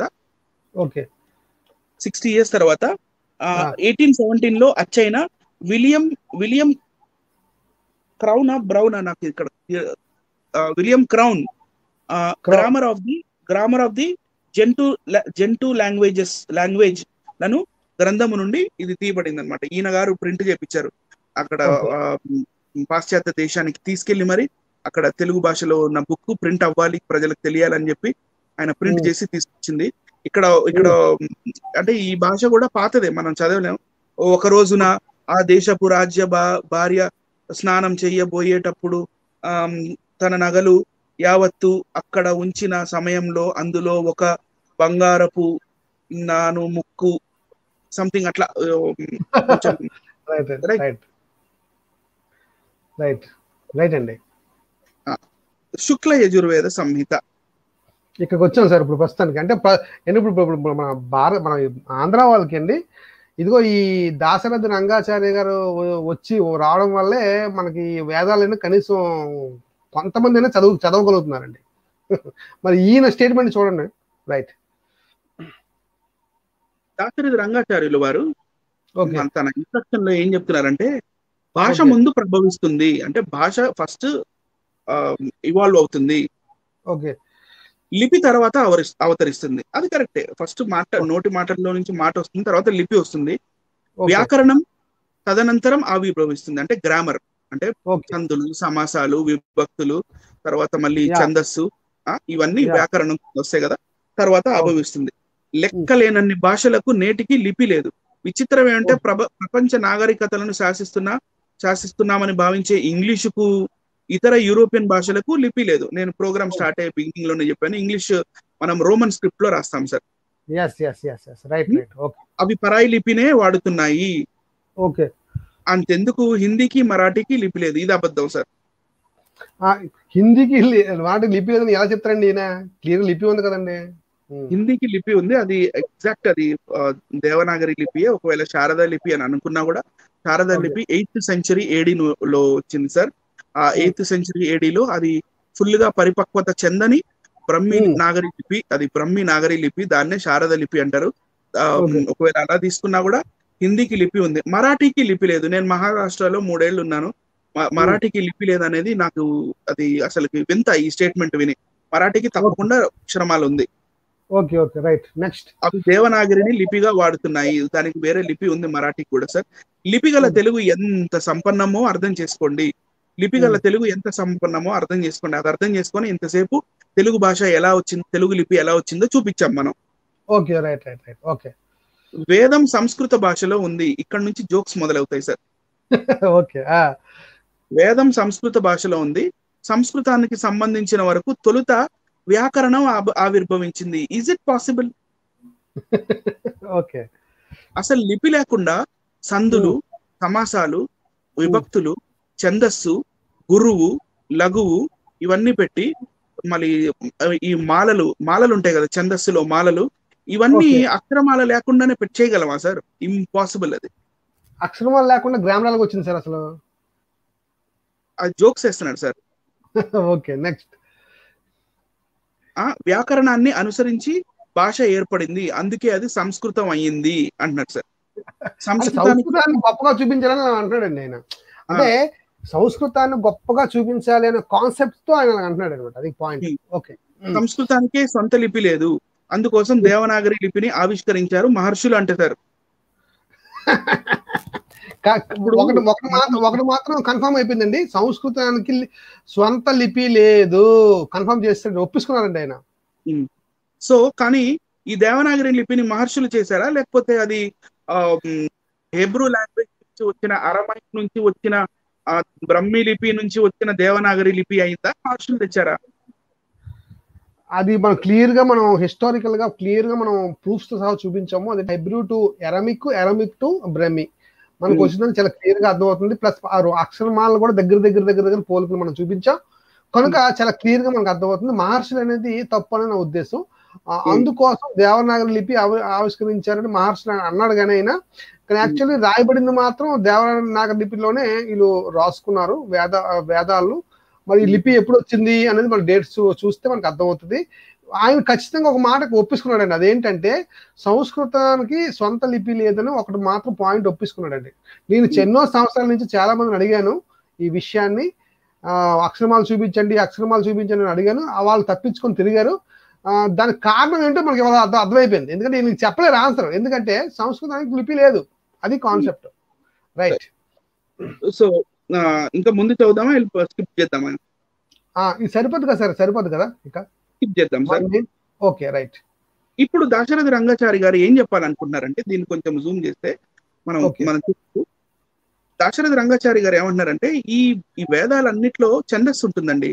అది ఏ మాలకు చెందింది ఛందస్సు అని చెప్పి దాని హెడ్డింగ్ లోనే అక్కడ పక్కన అది ఏ మాలో చెప్తారు. సో అలాగే తెలుగులో కూడా ఛందస్సు ఉంటుంది. ఏ అక్షరం అయినా, అంటే పొడి అక్షరం అయితే లఘు అని, లేకపోతే ఒత్తుతో పలికింది అయితే గురు అని, అట్లా ఉంటాయి. సో ఈ గురు లఘువులు అలా మనం సెలెక్ట్ చేసుకోవచ్చు. ఆ తర్వాత యామాత రాజబానస సంథింగ్ ఇంకోటి అక్షరం ఉంది, నాకు గుర్తు రావట్లేదు. యామాత రాజబానస అని ఒక చక్రం వేసుకొని యామాత రాజబానస, ఆ చక్రం ప్రకారంగా మనం గురువు లఘువు, లఘువు గురువు, గురువు లఘువు పెట్టుకుంటూ వెళ్తే అది ఏం అవుతుంది అంటే, ఒకవేళ యామాత రాజమానస ప్రకారము అది భరణ బభవ అయిందంటే ఉత్పలమాల అవుతుంది. నజబజ జజర అయితే చంపకమాల అవుతుంది. మసజస తతగ అయితే శార్దూల మాల అవుతుంది. సబరణమయవ అంటే మత్తేబమాల అవుతుంది. సో అలాగే సంస్కృత ఇందులో కూడా చంపక మాలలు ఉంటాయి. దానికి కూడా సంస్కృత భాషలో ఉన్న ఈ గురు లఘువులు పెడతారు. మరి ఇట్లా లిపి లేకుండా నీకు ఛందోబద్ధంగా వేదాలు శ్లోకాలు ఎలా వచ్చినాయి అనేది నా డౌట్ సార్. అంటే అసలు విషయం ఏంటంటే దేవనాగరి లిపి, బ్రహ్మి లిపి లేకపోతే దేవనాగరి లిపినే వీళ్ళు సంస్కృత భాషగా లిపి లేదు కనుక దాన్ని వాడుకున్నారు అనేది మనకు అర్థమవుతుంది క్లియర్ గా. సార్ మనల్ని చూపించండి. Right, okay. ఇది కింద వద్ద బ్రదర్, ఇది అదే అంటే సందులు సమాసాలు ఇవన్నీ ఉన్నాయి కదా సార్, ఇవన్నీ వ్యాకరణం కిందే వస్తాయి కదా. ముందు వ్యాకరణం పుట్టి తర్వాత భాష సంస్కృతానికి వచ్చింది అన్నారు కదా, ఇది ఇట్స్ నాట్ ట్రూ సార్, అది నిజం కాదు అది. Okay okay, right brother. So ఇప్పుడు ముదిగొండ శివప్రసాదరావు గారు, ఆయన లింగ్విస్ట్ అంటారు, లేకపోతే లింగ్విస్టిక్ డిపార్ట్మెంట్ లో పనిచేశాను అంటారు. ఆయన గారికి బ్రహ్మి లిపి గురించి తెలీదా? తెలుసు తెలుసు. వాళ్ళు లింగ్విస్టిక్ ఎలాగైనా ఓకే, కానీ వాంటెడ్లీ ఎవరు చెప్పరు బ్రహ్మి లిపి గురించి. ఎందుకంటే బ్రహ్మి లిపి నుంచే దేవనాగరి లిపి వచ్చింది. Okay, yes, right. కానీ అదే బ్రహ్మి లిపిని మనం వెనక్కి తోవామనుకోండి, ఓకే, ఓకే. దేవనాగరి లిపి ఎక్కడి నుంచి వచ్చింది? బ్రహ్మి నుంచి వచ్చింది. బ్రహ్మి ఓకే. ఎక్కడి నుంచి వచ్చింది? అరమిక్. అరమిక్ నుంచి వచ్చింది. అరమిక్ ఎక్కడి నుంచి వచ్చింది? హెబ్రూ. హిబ్రూ ఎక్కడి నుంచి వచ్చింది? సినాయిటిక్ నుంచి వచ్చింది. సినాయిటిక్ వచ్చింది. రైట్. సో మొత్తం సీనాయి పర్వతం దగ్గరికి వెళ్ళింది. మొత్తం అంతా సీనాయి పర్వతం దగ్గరికి వెళ్ళింది. దేవుని యొక్క వేలు దగ్గరికి వెళ్ళింది. రైట్. కాబట్టి వీళ్ళు బ్రహ్మి లిపిని దాచి పెడతారు. Yes yes yes yes yes yes okay. Brahmi లిపి అనేది దాచబడిన ఒక రహస్యం, సీక్రెట్ అనమాట. అంటే ఈ రోజు సీక్రెట్ బద్దలైపోయింది, కొండ బద్దలైపోయింది అనమాట.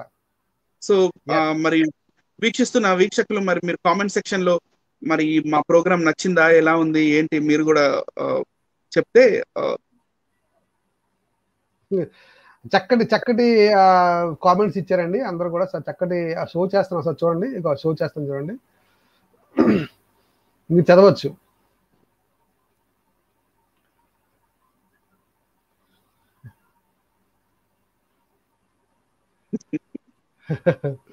అంటే ప్రేక్షకులకి అర్థమైంది. అందరూ కూడా అర్థం చేసుకుంటారండి, చాలా క్లియర్ గా ఉంది.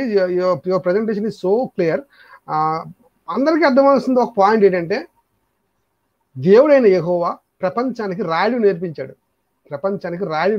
అది కూడా రాతి పలకల మీద.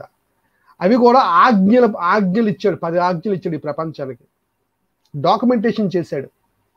అది నిజమైన హిస్టరీ అయింది. అప్పుడు ఎప్పుడైతే డాక్యుమెంటేషన్ జరుగుతుందో అప్పుడే అది హిస్టరీగా నిలబడుతుంది. కనుక భాషకి హిస్టరీ ఉందంటే అది బైబిలే చెప్పాలి. మరి ఒక మనిషి నుంచే ప్రపంచంలో అందరు మనుషులు వచ్చారు, చెదిరిపోయారు. ఫస్ట్ మన అందరిది ఒకటే భాష, కానీ వేరే భాషలుగా చెదిరిపోయామని చాలా క్లియర్గా ప్రూవ్ అయిపోయింది ఈరోజు. గమనించాలి ప్రేక్షకులారా, దీన్ని గుర్తించండి. ఈ వీడియోని అనేకులకు షేర్ చేయండి. నేను మరలా ఎవరెవరైతే ఇది కాదంటారో వాళ్ళందరికీ నేను ఛాలెంజ్ చేస్తున్నాను. ఈ ప్రోగ్రామ్ మీద మీ కామెంట్స్ రూపంలో కానీ లేకపోతే మీ వీడియో రూపంలో కూడా మాకు తెలియజేయండి. ఒకటే నా ప్రశ్న, సంస్కృతానికి భాష లిపి ఉందా, అక్షరమాల ఉందా? ఒకళ్ళు ఉంటే చూపించండి. చూపించకుండా సనాతన ధర్మం అని మాత్రం అసలు మీరు అనొద్దు. అంటానికి మీకు అర్హత లేదు. మీ భాషకి లిపియే లేదు. మీ దేవుడి యొక్క భాష, సంస్కృత భాష చాలా సనాతనమైనది అన్నప్పుడు ఆ భాషకు అసలు లిపియే లేదు. లేనప్పుడు మీరు ఎలాగ సనాతనం అయిపోద్ది లిపి?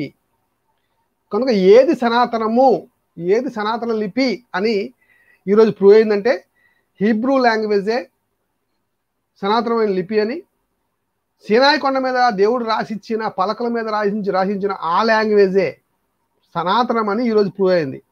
కనుక ఇది కాదనే వారు ఎవరైనా ఉంటే ముందుకు రావచ్చు, మాతో డిస్కస్ చేయడానికి ముందుకు రావచ్చు, లేకపోతే వీడియో రూపంలో తెలియజేయచ్చు ప్రపంచానికి. మేము ఈ జ్ఞానాన్ని ప్రపంచానికి అందజేస్తున్నాం. దయచేసి ఈ జ్ఞానాన్ని అనేకులకి షేర్ చేయండి. అందరూ తెలుసుకోవాలి, క్రైస్తవులు అందరూ తెలుసుకోవాలి. హైందవ సహోదరులు అమాయకులు చాలా మంది ఉన్నారు, వాళ్ళందరూ తెలుసుకోవాలి.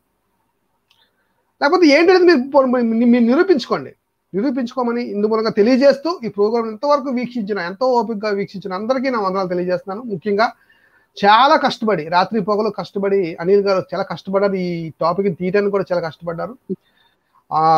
దానికి ఆయన కూడా నేను చాలా వందనాలు తెలియజేస్తున్నాను. 6 సంవత్సరాల నుంచి మేమందరం ఇలా కష్టపడుతున్నాం అండి.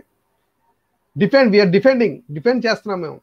హేతుబలిగిన ప్రతి ఒక్కరికి సాత్వికంతో సమాధానం చెప్పడానికి ప్రతి క్రైస్తవుడు ఎల్లప్పుడూ ఈ విధంగానే సిద్ధంగా ఉంటాడు.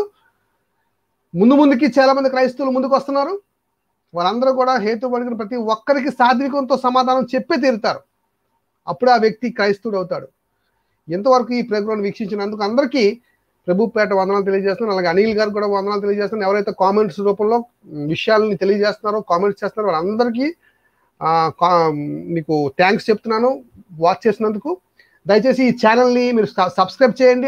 అనేకులకి ఈ ఛానల్ కోసం చెప్పండి. ఇంకా అనేకమైన విషయాల్ని పూర్తి స్థాయిలో డెప్త్లో తీసుకెళ్ళి మీకు అందజేస్తాం. మీరు సబ్స్క్రైబ్ చేసి మీరు ఎప్పుడైతే మీరు కామెంట్స్ పెట్టారో వెంటనే ఇమీడియట్గా మేము తెలియజేయడం రెడీగా ఉంటాము. So please share and subscribe. Thank you very much. అందరికీ వందనాలు.